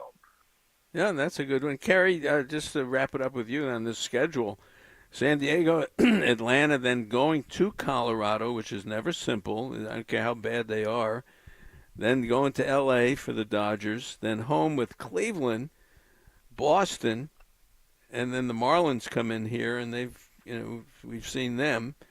And then the White Sox are not as bad as we think they are. You got to go there, and then to Arizona. So how about that for the month of June? Yeah, couldn't agree more with Glenn that getting off to a good start in June is critical because the Padres and Braves come to town, and theoretically tough teams, but both of these teams are bad on the road this season. They dominate their opponents at home, and the Giants saw San Diego for 2 at Petco Park. As Glenn mentioned, it was 2 poor performances by the Giants where they just didn't hit. The San Diego pitching staff's really, really good, and I think that can be tough for the Giants. So you've got to win close ones at home to kick off this month, and then that Dodgers series I think everyone has circled in the middle of the month. You've got 2 night games and then Sunday Night Baseball baseball as well to wrap things up late on Sunday afternoon at the end of that series on Father's Day weekend. So I look at that as kind of the key point in the month. If the Giants are still hanging around by June 15th, and I think they will be, I think you probably need to win, 6, 7 of these games coming up against the Padres and Braves, and then you've got 3 against the Rockies, win all 3 of those. If you take 1 or 2 from the Dodgers, you are very much in contention in the National League, and things get interesting over the next month leading into the All-Star break and trade deadline. What have you had for breakfast today? What have I had for breakfast? Not much optimism, Marty. I've had 3 cups of coffee, and that's it. Sounds like it. Okay. All right. All right. If they're going to take that many games, all right. If they 6 can or do 7 all that, of what? 12 games? Yeah, it's not that hard. All right. If they can do all that, you get lunch at Original Joe's. Okay. There we go. I'll hold you to that. Okay. All right. Glenn, Encarnacion coming up. I guess there is that little doubt because he had the injury. Is that the point? Yeah, I think they just want to, just see how he looks, maybe take batting practice tomorrow, and I'm sure if everything's fine. I mean, he played 6 games, I think, down there and hit a couple of home runs, 20 at-bats, which is not a huge amount of at-bats. I mean, he's been out a long time. But just probably want to get a close-up look at him. I think they're looking very much forward to getting in the lineup for obvious reasons. So you check him out close during BP, make sure he's fine, and then, if everything looks good, which I would imagine it probably will, they'll activate him before the game. And who knows? Could be in the lineup tomorrow night against the Pods. Wow. All right. Good stuff, guys. Good stuff. Enjoy Sunday, and we'll talk next week. Glenn, have a good day. And Carrie, you as well. And our Giants warm-up coming up. All right, guys. Giants warm-up coming up with Carrie Crowley right now. Seam heads, start cracking those peanuts and spitting those seeds, because gloves are soon to be popping. He makes a headlong dive and makes the catch. And bats are going to get cracking. Blast one! Deep right field! Gone! Welcome to KNBR's Giants Warm-Up. Way back there! Goodbye! On the Sports Leader. We are back. Carrie Crowley hanging out with you Sunday morning. It's baseball for breakfast, getting you set for Giants baseball on the radio after a brutal 1-0 loss on Saturday. The Giants back in action, trying to put it behind them and end this 9-game road trip with a win. They'll send the right-hander Hayden Birdsong to the mound against the young lefty Ryan Weathers for the Miami Marlins. We'll keep you updated on today's matchup. A Gerard Encarnacion injury update from Glenn Kyper there on our warm-up with Marty Lurie as well. Appreciate Glenn's thoughts on that, as Encarnacion set to come back tomorrow as long as he checks out with the Giants medical staff. So a lot more to get to here on the Giants warm-up, and then we'll go into our full Giants pregame show right around 9:40 this morning. You're listening to KNBR, the sports leader.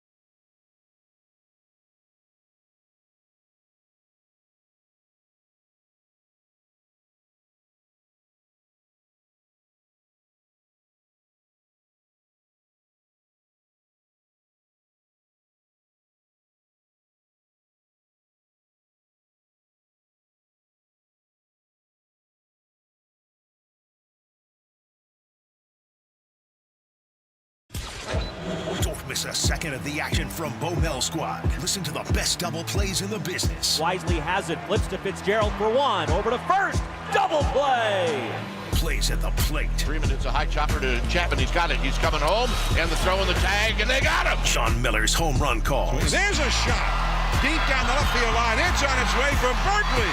Adios, pelota. All season long on the San Francisco Giants Radio Network.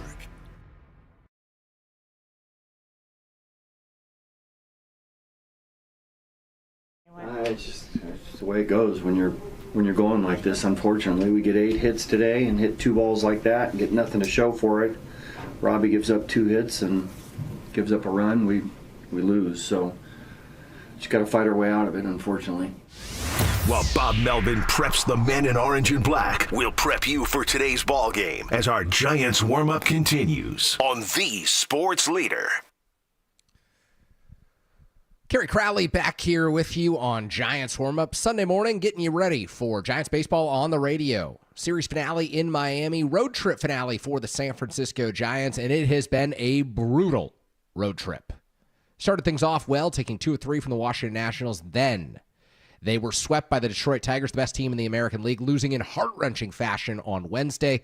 Took a 3-0 lead. Elliot Ramos hit an early home run. Giants gave it up.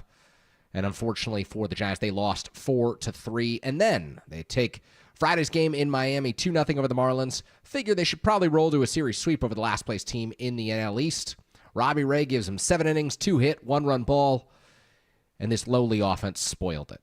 An absolute shame and atop the list of things that cannot happen. The Giants pitching staff finished May with an MLB best 2.64 earned run average. To put that in perspective, no other team finished the month of May with an ERA sub 3. Robbie Ray led the way for this squad with a 1.38 mark over 6 starts. Accomplished career for Robbie Ray. He's won a Cy Young Award. It was the best month of his career. And yet he takes the loss. It was the perfect, most fitting way to end a month of missed opportunities for the San Francisco Giants. For Robbie Ray to go out and to absolutely dominate the Miami Marlins and have nothing to show for it other than an L in the loss column, or a tick in the loss column for the first time this season. Giants finished the month of May 13-14. They spoiled Ray's bid to remain undefeated. And clearly, something must change for this Giants team. Bob Melvin said postgame, the Giants have just got to fight. Well, it looks to me like they've been fighting at the plate. They just haven't been very successful in doing that. This team hasn't scored more than 4 runs in a game since May 16th. It is now Sunday, June 1st. That is unacceptable. That is the mark of a team that doesn't look like it's going to contend all season long. The Giants had a brilliant April. They got off to a great start. And at the beginning of May, there was hope that they could really carry some of that momentum throughout the month. They took 3 of 4 from the Colorado Rockies at home. Really shouldn't have even lost that first game against the lowly Rockies. Tyler Rogers gave it up in the 7th or 8th inning there. Then they took 2 of 3 from the Chicago Cubs, team leading the NL Central, and it appears, though, the Giants were well on their way to building off of that hot start throughout the month of April. And then things took a turn. Swept by the Twins, lose 2 of 3 to the Diamondbacks. Giants did sweep the A's at home, but they weren't able to capitalize with any momentum. That's when the offense started to go into this 2-week-long rut that it's been in now. Losing 2 of 3 to the Royals, barely squeaking by with 2-3 wins over the Nationals, being swept in Detroit by the Tigers, scoring 1 run on Monday, 1 run on Tuesday, and just 3 runs on Wednesday. Giants somehow won, scoring 2 runs on Friday this week, but shut out in the bleakest of fashion on Saturday afternoon in Miami against the Marlins. It was Edward Cabrera who, look, he's got good stuff. Fastball runs 96, 97. The off-speed pitches, they move. He's a major leaguer for a reason, but he had a 4.73 ERA coming into that start on Saturday. And the Giants were simply shut down. And I know that Miami had a pair of great defensive plays in that ball game. You saw the Marlins, Roberto Hernandez make the leaping catch at the wall. You saw Dane Myers in center field make the outstanding play to rob Jung-Hoo Lee of extra bases in the late innings that would have tied the ball game as Ramos would have scored. But this lineup's got to be deeper than Elliot Ramos at the top.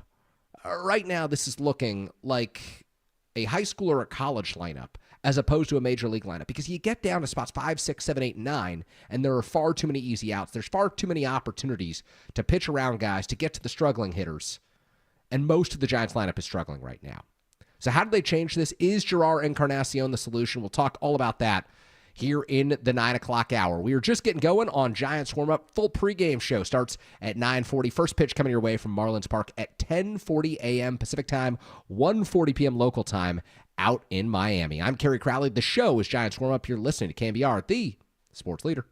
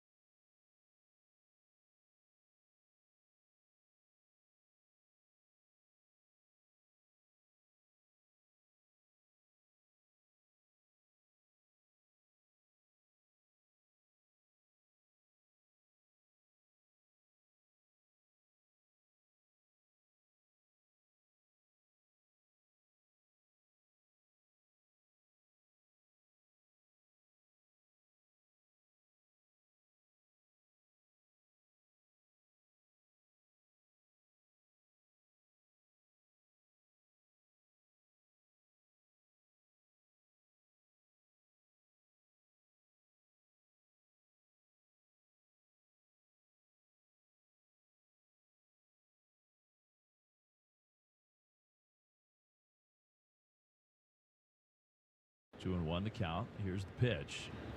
Chapman hits a high drive to deep left field. Hernandez is going to watch it. It is gone! Up over the bullpen. And that ball was crushed. Matt Chapman's 10th home run of the year. It's 2-0 Giants. And he just annihilated that. 420-foot home run for Chapman. It's almost time for hot dogs, peanuts, cold beers, and orange and black baseball. Our Giants warm-up rolls on the sports leader. Carrie Crowley back here with you on Giants Warm-Up. That Matt Chapman blast from Friday evening is our home run of the week, sponsored by Pacific Catch, the Bay's favorite seafood destination.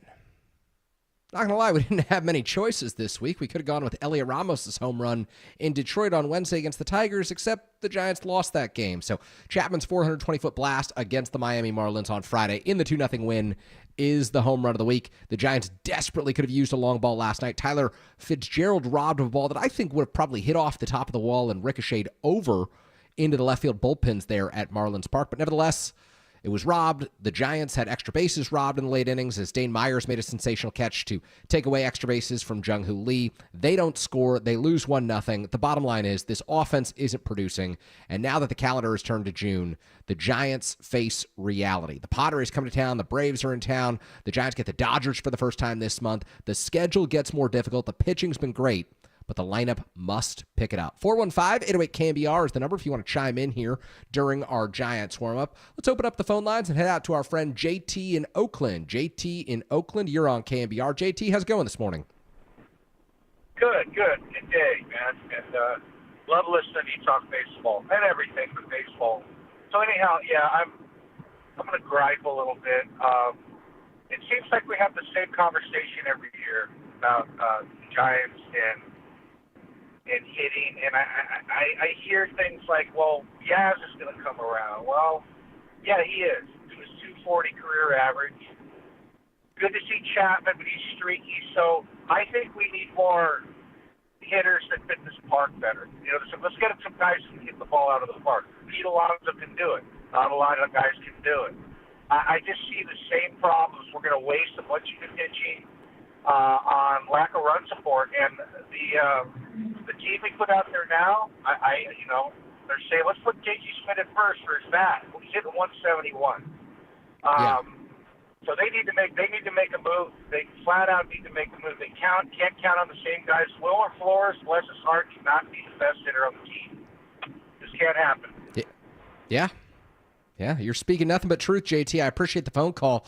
And really, this is a conversation that's very, very deep. And as JT said, it feels like we have this conversation just about every year with the San Francisco Giants. And it's not because the front offices have failed to sign the right free agents, although that's a significant part of this. It's not because they haven't struck trades for the right players. That's a significant part of this. The core issue plaguing the San Francisco Giants lineup has been the same for the last decade. The Giants simply have not drafted position players that are good enough to make an impact at the major league level. The last time the Giants drafted a great homegrown position player other than Elliot Ramos was 2016, the second round, 52nd overall pick when they chose Brian Reynolds. And they traded Brian Reynolds away. They traded Brian Reynolds away in pursuit of Andrew McCutchen, hoping that after a 98-loss season, the Giants would bounce back and somehow that core that they had would be able to compete in the National League West one more time. It didn't happen in 2018. Andrew McCutchen was off the roster before the August 30 waiver deadline, and Brian Reynolds has gone on to sign a 9-figure extension with the Pittsburgh Pirates, the largest contract in Pirates franchise history. And he's a great player. He's a solid outfielder, but that can't be the resume for this organization. It can't come down to Elliot Ramos in 2017 in the first round and Brian Reynolds the year before, a guy who you traded away. Since the Giants developed the homegrown core that carried them through 2010, 2012, and 2014, of Posey behind the plate, a first-round pick, of Pablo Sandoval over at third base, who was signed as a teenager out of Venezuela and developed by the San Francisco Giants, of Brandon Crawford at shortstop, fourth-round draft pick out of UCLA, of Joe Panik at second base, first-round draft pick out of St. John's, Brandon Belt, fourth-round draft pick out of the University of Texas. The Giants have just failed miserably to draft and develop their own players. This is on the previous regimes in Savian and Evans. This is on the current regime.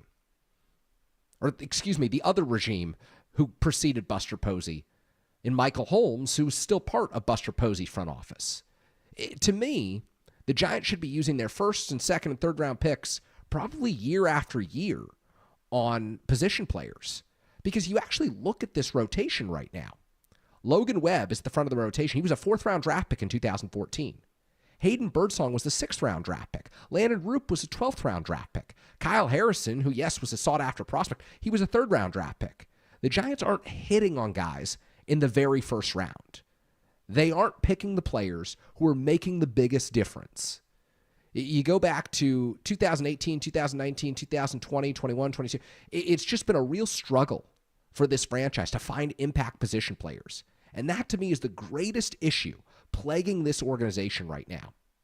It's not free agents, because every team knows that free agents are hit and miss.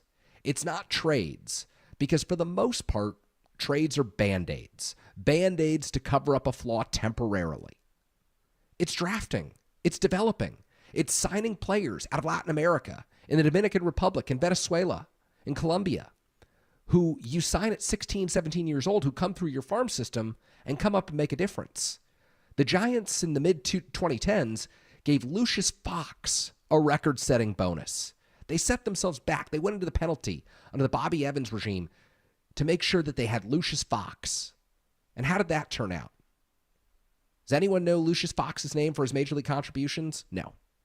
They gave Marco Luciano $2+ million. How did that work out? Luciano's still struggling at AAA. It's not to say that Luciano can't be an impact player, but so many great players are drafted and developed. So many great players are brought in through the farm system, brought up, sign extensions at the big league level.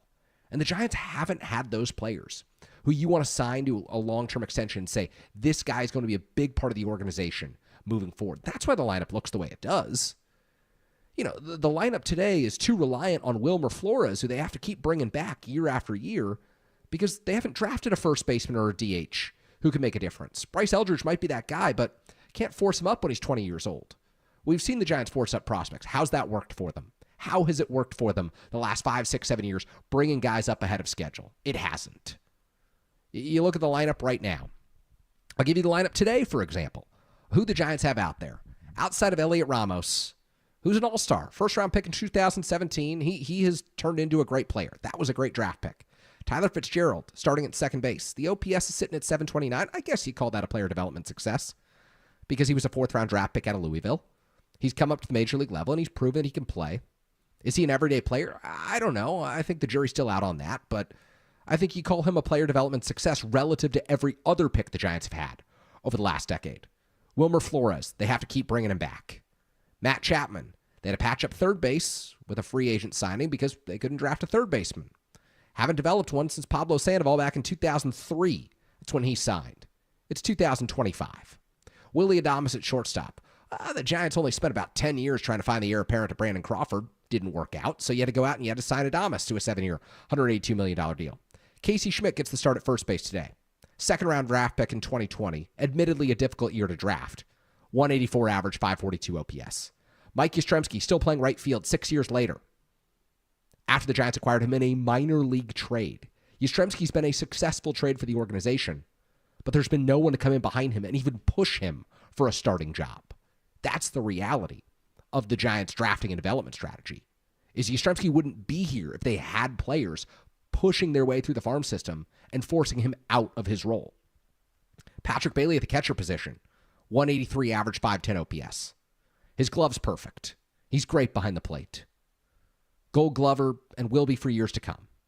But you need more from the bat. That's the reality. Patrick Bailey probably shouldn't be more than about a 90-game player, and the Giants need him to play about 130 because there's no alternative at the catcher position right now. And Luis Matos in center field today. Jung-Hoo Lee is obviously their guy, and I give the Giants a ton of credit for giving Lee a 9-figure deal. I think that will pan out for them. Signing a guy in his prime out of South Korea, 25 years old when he came over to the United States. And yes, he got hurt last year, but that was a very smart signing because you're not looking at a 30 or 31-year-old free agent who spent 6 years and had reached free agency because of flaws that made sure that his team didn't want to bring him back. Giants went out and signed Jung Hoo Lee at the appropriate time in his development. They went out into the Pacific Rim and got him when they needed to. So that was a clear strategy from the organization because they haven't drafted and developed a competent center fielder in the last 2 decades. So this all comes back to drafting and development. The lineup that you see, the offensive woes, the inefficiencies that you see, it is all based on this organization over the last decade not being able to successfully draft position players. I'm Carrie Crowley. On the other side, we'll give you the lineups for today's ballgame. We will also look back at scores from around Major League Baseball on Saturday afternoon and Saturday evening. You're listening to Giants Warm Up here on KNBR, the sports leader.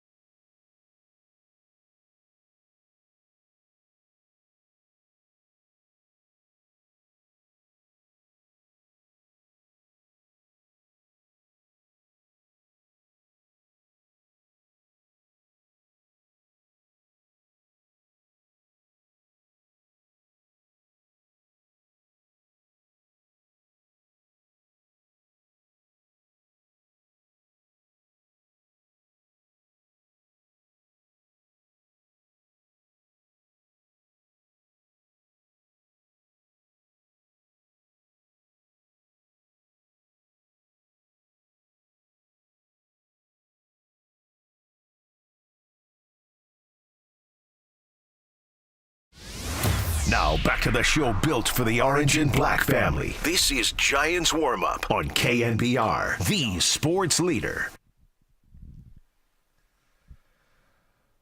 All right, Carrie Crowley back here with you Sunday morning, getting you set for Giants baseball on the radio. Series finale coming your way from Miami. First pitch, 10:40 a.m. Pacific time. The road trip finale is a 9-game stretch.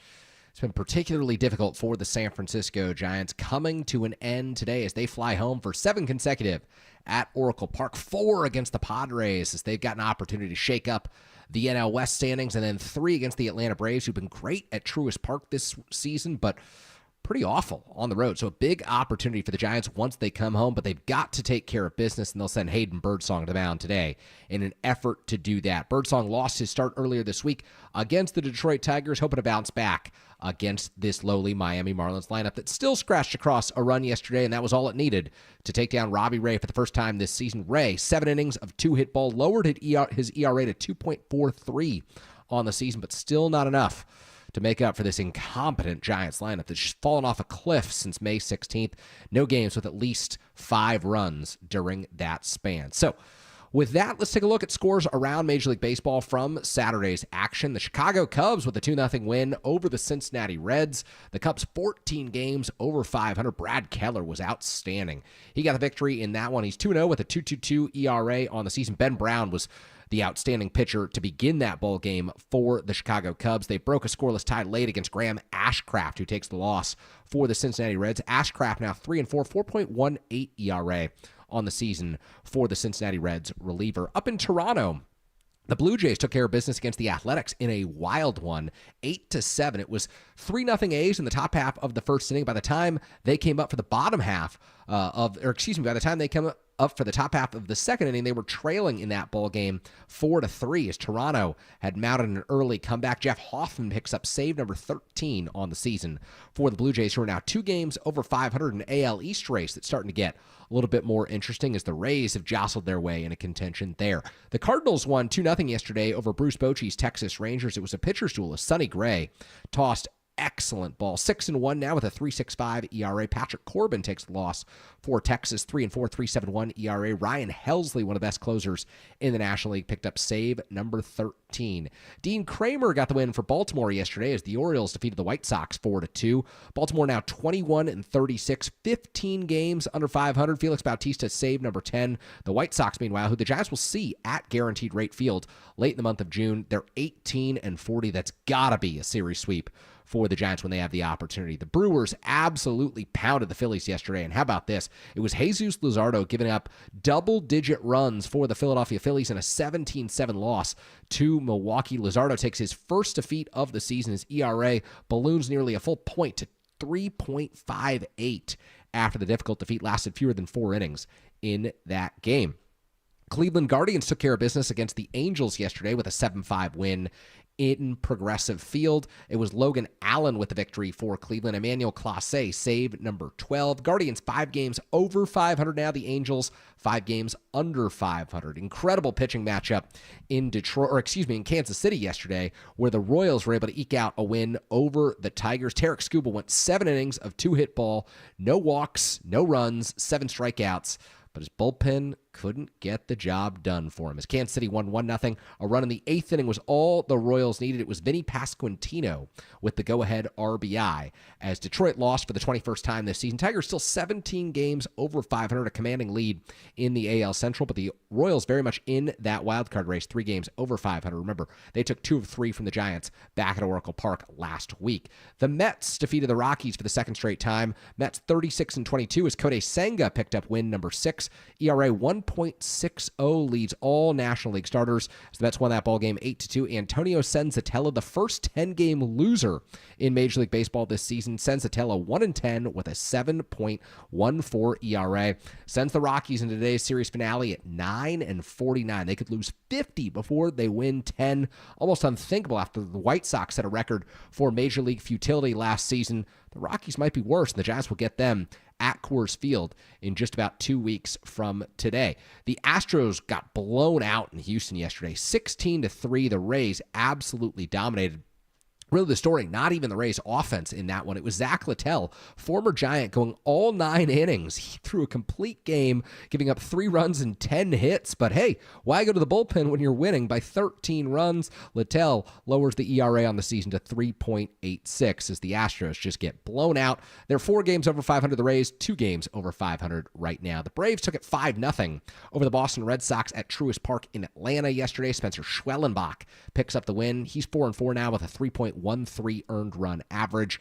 The Red Sox had Walker Buehler take the loss in that one, 4-3 with a 4.44 ERA. The Mariners and the Twins played extra innings for the second consecutive day after the Twins won on Friday night in 10 innings, scoring 6 in the 10th inning. It was the Mariners who came out on top on Saturday. They won it 5-4. Snyder gets the win out of the Seattle bullpen. Carl Sands takes the loss for Minnesota. The Dodgers put a beating on the Yankees yesterday. They're now 36-22, 14 over 500. The Yankees, meanwhile, fall back to 13 over 500 as they lost 18-2. Landon Knack, pitching prospect for the Dodgers. He gets the win in that one. Will Warren hit around by the Yankees, or for the Yankees, I should say. He's 3-3 with a 5.19 earned run average. The Pirates defeat the Padres, doing the Giants a favor yesterday down at Petco Park, where the Padres have been oh so good this season. Bailey Falter continues his strong start to the year. I have a feeling that Bailey Falter could be a pitcher who ends up being one of the hottest commodities at this year's trade deadline. Pittsburgh won that ball game 5-0, limiting the Padres to just 2 hits in that game. Dylan Cease taking the loss for San Diego, 1-4 with a 4.66 ERA after he was so good following the acquisition from the Chicago White Sox last season. But Falter, the storyline, he's 4-3 with a 3.14 ERA. And if you're dominating a team like the Padres, chances are you're going to be in the conversation at the trade deadline. And there's very few prominent names that have emerged, but Falter pitching well for a Pittsburgh team that almost always turns into a deadline seller. Really, the big story in Pittsburgh is if they'd ever entertain a deal involving Paul Skeens. Pretty much everyone around that organization saying no, but I think it would be a terrible decision if Pittsburgh were to move their incredibly talented young right-handed pitcher who could be a Cy Young contender for years to come. But if you're the Pirates, it would be pretty difficult to resist a Juan Soto-like package of 4 or 5 prospects, the way that the Washington Nationals got one a few years ago in that deal with the San Diego Padres, where they ended up with Wood, with Abrams, with Hassel, and with Mackenzie Gore. So it's just something to think about as we enter the month of June and trade talk starts to heat up. And one more game to tell you about from Saturday's slate. The Washington Nationals sent the first 11 hitters to the plate against the Arizona Diamondbacks on Saturday night without recording an out. They got out to a 10-0 lead. They ultimately won 11-7. Brandon Pfaadt did not record an out for Arizona. He's now 7-4 after starting the season 7-0. His ERA has ballooned to 5.05 after last night's loss. Mike Soroka gets the rare win for the Nationals, 2-3 with a 5.81 ERA. The Nationals still hanging around 28-30, and I'm telling you, Nathaniel Lau, who made the first out of last night's ball game, I believe he was the 12th hitter to come up for the Nationals last night. He's a name who I think the Giants ought to have in consideration at the trade deadline. They need one more left-handed bat in this lineup. Lamont Wade Jr. obviously not cutting it over at first base. I don't know how good Gerard Encarnacion will be defensively over at first base when he comes back from the injured list on Monday. That's the anticipation for the Giants. So Nathaniel Lau could be a name to watch if the Nationals do indeed end up selling at the trade deadline. So with that, let's give you the lineups for today's ball game. Bob Melvin's team against Skip Schumacher's team.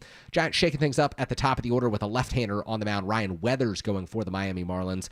Elliot Ramos still the leadoff man for this ball club, as he should be. 10 homers, 29 driven in, reached base, I believe, at least 3 times, if not 4 times, in Saturday's 1-0 defeat. A 292 average for Ramos, an 846 OPS. An incredible month of May. Kept the OPS above 1,000 for the entire month. Tyler Fitzgerald slides up to the number 2 spot in the order today. He'll play second base for the Giants. 2 homers, 7 runs driven in on the season, a 276 average and a 729 OPS. Both of those numbers would have improved, but Fitzgerald had at least extra bases, if not a home run, robbed by Heriberto Hernandez out in left field yesterday. A really tough one for Fitzgerald that would have given the Giants an early lead in that ballgame.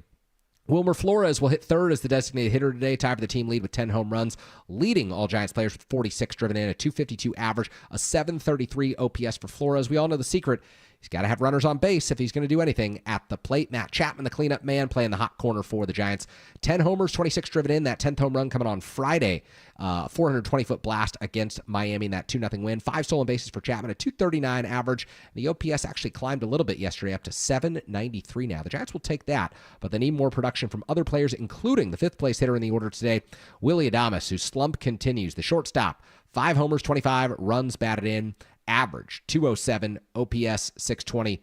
Speaks for itself right there. The Giants need a heck of a lot more production from their $182 million shortstop. Casey Schmidt gets the call over at first base today in the 6th slot in the order. I thought that Schmidt had a few good at-bats on Friday night, despite taking an 0-for-4 in the loss for the Giants. Had a few hard-hit balls. No homers, 3 driven in on the season for Schmidt, who's got a 184 average and a 542 OPS. When Encarnacion comes back on Monday, wouldn't shock me to see Casey Schmidt optioned down to AAA Sacramento. Mike Yastrzemski slides down to the 7th spot in the order today, the lone left-handed hitter in the lineup against Ryan Weathers. 5 homers, 17 runs batted in for Yastrzemski, average down to 245, OPS 730. He's got 3 hits in his last 9 games for the Giants. Simply not going to cut it.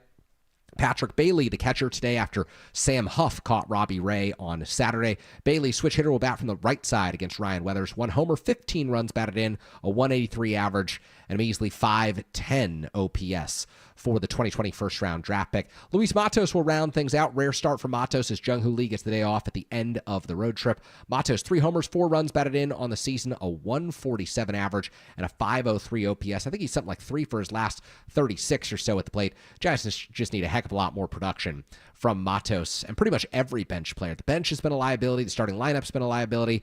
They'll take production anywhere they can find it. Here's the lineup for Miami today up against Hayden Birdsong, the young right-hander for the Giants, 23 years old, 2-1 with a 2.48 earned run average. That loss coming on Tuesday against the Detroit Tigers. Edwards leading off, playing second base. The switch hitter will bat from the left side against Birdsong. No homers, 11 runs driven in, a 262 average, but just a 626 OPS. Leads all players in today's game with 11 stolen bases. Sanchez out in right field today for the Marlins. He'll bat from the left side. 4 homers, 15 runs batted in, a 256 average, and a 734 OPS.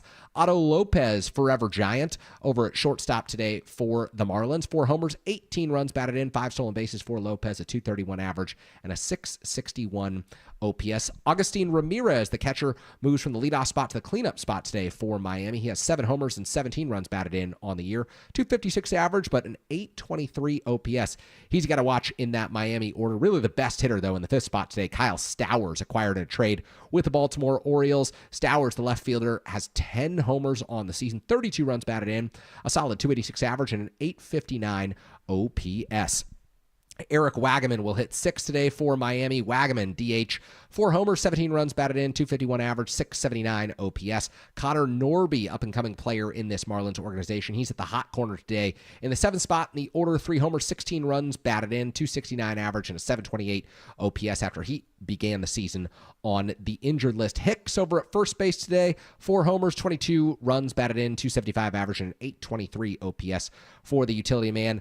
Sanoha in center field today, which means Myers gets the day off. The Giants hoping to take advantage of that with Dane Myers, who tracked down that deep fly ball off the bat of Jung Hoo Lee in yesterday's ball game. Sanoha out there again. That's where he started yesterday's game. 1 homer, 14 runs batted in, a 250 average, and a 627 OPS. Giants pregame show on the other side, but make sure that you stay tuned for extra innings this afternoon. Bill Lasky will take you through the afternoon here on KNBR. He'll be answering your phone calls about the state of this Giants lineup, talking about Hayden Birdsong's performance today, and he's got a really great interview with Buster Olney of ESPN. Buster Olney, one of the great baseball writers out there, analyzing the San Francisco Giants and everything that's to come over the next few months of this season. For a ball club that enters today's game at 32-26, 3rd place in the NL West. They're up against the Miami Marlins, who are 10 games under 500 at 23-33. The Giants desperately need a win to close out a disappointing road trip and take this series from the Miami Marlins. On the other side, we've got our full Giants pregame show, all the bells and whistles for you. The manager's show with Bob Melvin, Around the Park with Dave Fleming. I'll be around with Diamond Notes. We got plenty more for you here on KNBR 104.5 680, the sports leader.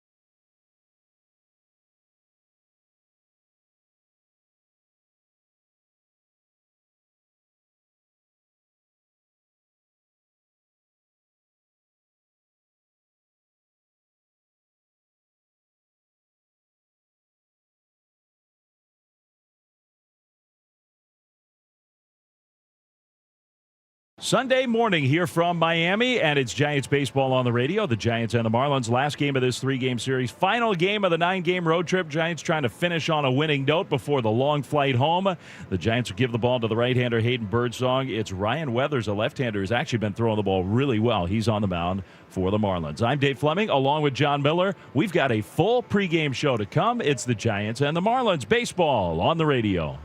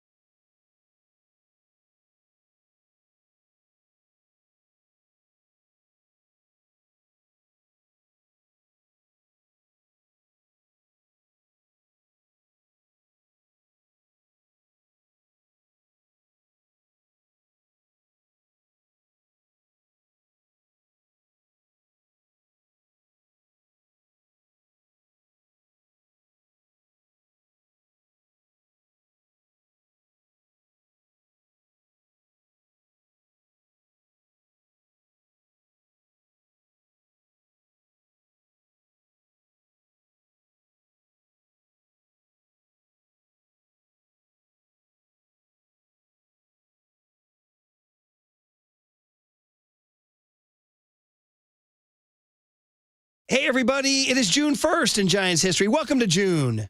And we will announce right now, no June swoon, only a June boon. Does that count? A boon? Boom? Whatever. We're going to have fun in June. June 1st. Let's get it started on a good note by going back to 2001 and shouting out Richie Aurelia, one of our favorites, the slugging shortstop and fan favorite. Giants were at Colorado on 6-1-0-1. Kirk Reeder on the mound for the Giants. Usually means win day. Sean Chacon for the Rockies, Coors Field. Giants get on the board first in the third inning, courtesy of a Jeff Kent RBI single and a 2-run home run from, well, you get 3 guesses and the first 2 don't count. Yeah, Barry Bonds. The Rockies do come back, however, to take the lead in the bottom of the third, 4-3 behind home runs from future Giant Nafi Perez and future Hall of Famer Larry Walker.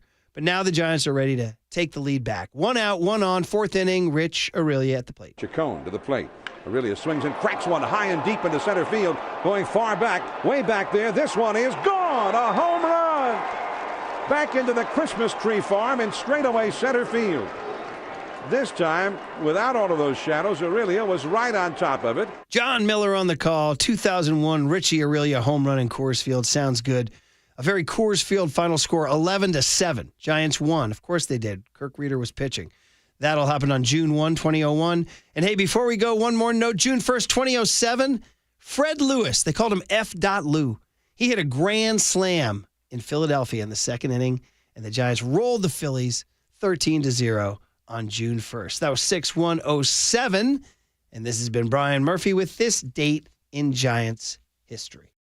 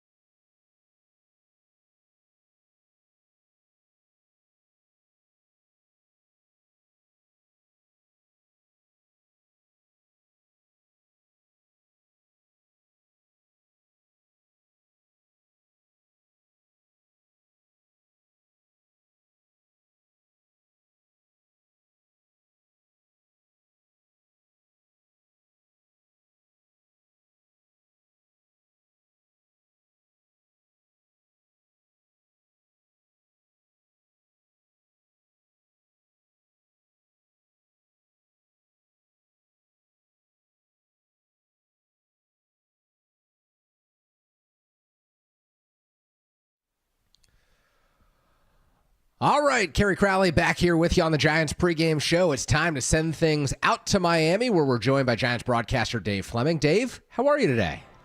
Thank goodness we have a roof. We can see into downtown Miami. It's pouring outside, so we got the roof closed, and the game will start on time. That is good news. Need this to happen. Need you guys to get back home from Miami quickly, and need you to know that John Miller devoted all 10 minutes of our pregame show yesterday to trying to sing you happy birthday in a Stevie Wonder impression. I felt very loved yesterday. I did. I'm sure you did. Did you see I the hope it was a good poster one. that DC? Oh, Did John you see the texted me poster photos. Oh, yeah. Yes. Yeah. Oh, we saw the Pretty full amazing poster, the work. Miami Vice get up. Yeah, he did not miss. He went all out. Darren Chan, of course, our radio producer extraordinaire. So hope you enjoyed it, Dave, and I hope it was a better day than what the Giants offense was able to muster. Miami's defense was incredible, but the Giants need more from this lineup right now. Yeah, it gets old saying, well, yeah, but we hit these many balls hard, and yeah, they robbed a home run. That gets old. You know, like one of these games, score 8. Or like the Dodgers did yesterday, score 18. Or like the Nationals did yesterday, score 10 in the first inning. You know, you look around baseball, Milwaukee put 17 on the board yesterday. It's like, you know, this is 2.5 weeks of not one time having your offense just have a game where you open things up and take the pressure off everybody. And I do think there is the risk, because look, big picture wise, Giants are fine. They're 32-26. They're in good shape. The pitching's been excellent. They really are confident in the pitching. The pitching is going to keep them a relevant and competitive team this year. It is. So, like big picture, no reason whatsoever to panic. But you do worry about getting to a point, and maybe we're even seeing it now these last few games. You start to make a few mistakes on the bases because you're looking to do something extra, and then the pitching feels like you can't make any mistakes, and so the pitching tries to be perfect. And then the stress of every game being like all these games have been just starts to wear you out. You get tired. You get fatigued. You don't ever have a mental break from the pressure of a really close game. And the close games are fun, but you do need some blowouts, some lower pressure games along the way. And so that's what the Giants are looking for. We'll see if there have been a lot of good signs the last 3-4 games. A lot of hitters are having better at bats, harder contact, louder contact. All that's good. You got to turn it into production at some point. Absolutely. And the one guy who has produced the entire time is Elliot Ramos. Throughout the month of May, he was incredible. Even yesterday, he reached base, 3-4 times? It seems to me, Dave, that having him in the leadoff spot against both righties and lefties, now maximizing his opportunities, that could help set the table for the Giants moving forward. I think he's been the Giants' best hitter, and I do think that there is, you see a lot of teams doing it now, whether it's the first spot or the second spot, get your best threat up there right away. And so the Giants, especially when you're a front-running team, the Giants are so good in the bullpen. A lead for the Giants, even at just a small lead, does change the whole way the game plays out. And so I'm with you. I like the look of it.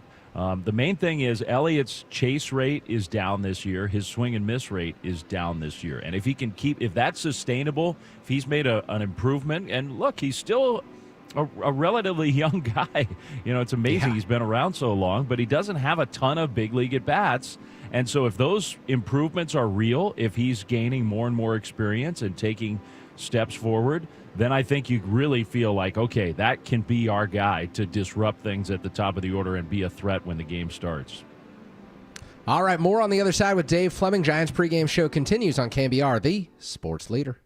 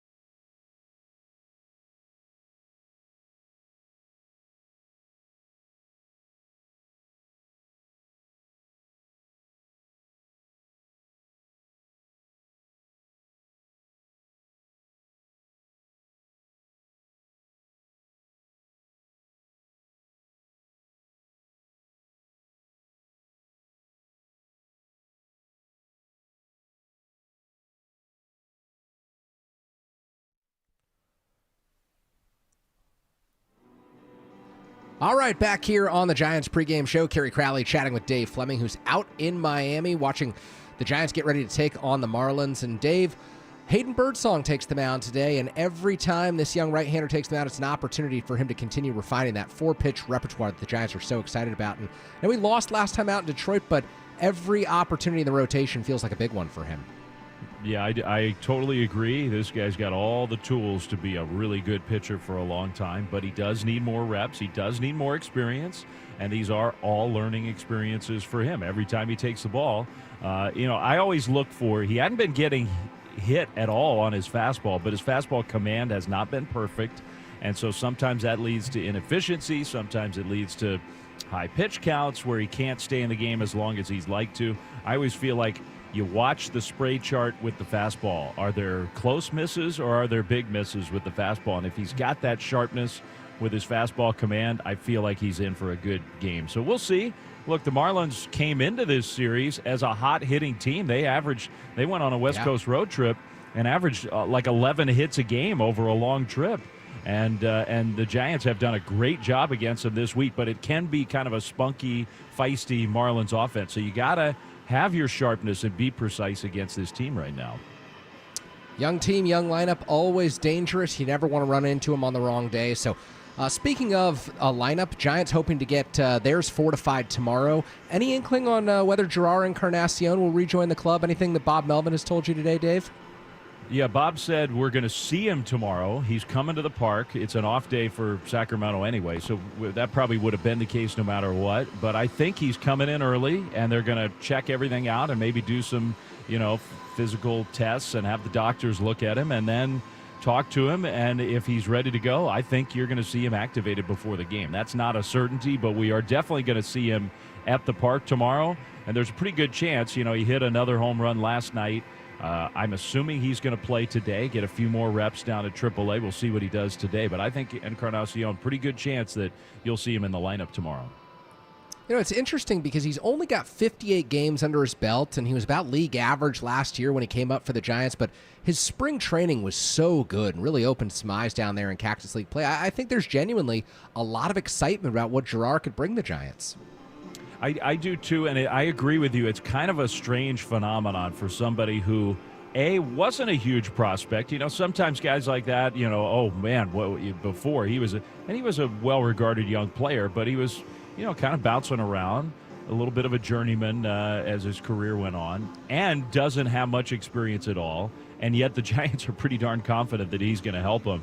And everybody around the Giants feels that way. So it tells you, A, what he did look like in spring training, and B, even though the numbers were fairly modest last year, a lot of the underlying stuff was really, really encouraging. He hit the ball as hard as almost anybody not named Aaron Judge last year. And he hit righties and he hit lefties, and he showed an opposite field approach, and he actually showed a better defensive skill set than I think I had assumed, just kind of looking at his profile.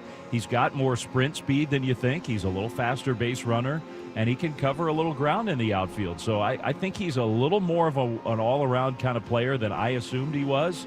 So we'll see. I mean, it's a lot to expect, but he has been around, and I think you see the great young players, even the most talented ones. The pitching right now in the big leagues is so good that those kids, as talented as they are, struggle. And a guy like Encarnacion, who's been around, who's seen high-level pitching for years at AAA, in the Mexican League, in the Winter Leagues, maybe just has a little better foundation to sustain success early than some of the more highly regarded younger players who we see come up. Yeah, well said. And Dave, have a great call today. Looking forward to it. Yeah, me too. Giants really could use a win and just a feel-good sort of self-esteem. Hey, we're good. We've played okay through all these struggles. We'll see if they can get it today. All right, he is Dave Fleming. More coming up next on the Giants pregame show. Diamond Notes on the other side. You're listening to KNBR, the sports leader.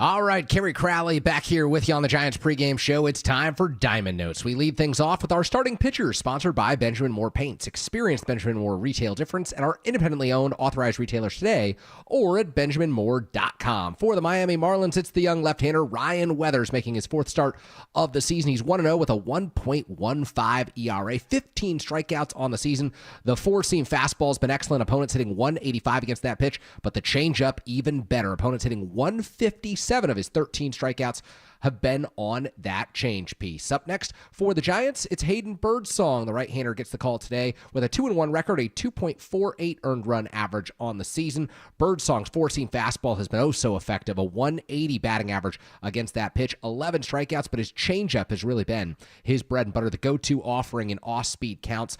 212 the opponent's batting average against that pitch, 14 strikeouts racked up on the changeup. Up next, it's our Keys to the Game, sponsored exclusively by Stevens Creek Lincoln. Experience luxury on your terms at Stevens Creek Lincoln. Buckle up and drive safely. For the San Francisco Giants, it's score 5 runs. They haven't done it since May 16th. The drought is getting longer and longer. Guys are pressing. Score 5 runs. Get it over with. Win the ball game. Another great bullpen performance beats this Miami Marlins team and win to the series. Up next, Who's Hitting the Lumber, sponsored by Golden State. When you succeed, we succeed. Visit us today at goldenstatelumber.com. For the San Francisco Giants, well, feels like the choice just about every weekend in the month of May was Elliot Ramos, and we're continuing that here on Sunday, June 1st. Ramos in May hit .347 with a .600 slugging percentage, good for a 1.007 OPS, 11 extra base hits, including 6 home runs in the month of May. Up next, it's Who's Hot, sponsored by Valley Heating, Cooling, Electrical, and Solar, locally and family-owned for 63 years. Certainly no one hot at the Major League level, so let's dip down to AAA in the minor leagues, where the Giants have a 29-year-old Daniel Johnson starting to tear things up at AAA Sacramento. Former 5th-round draft pick of the Washington Nationals got the shout-out from Ron Wotus this morning on Talkin' Baseball with Marty Lurie. Johnson, 6 homers, 18 runs batted in, a .286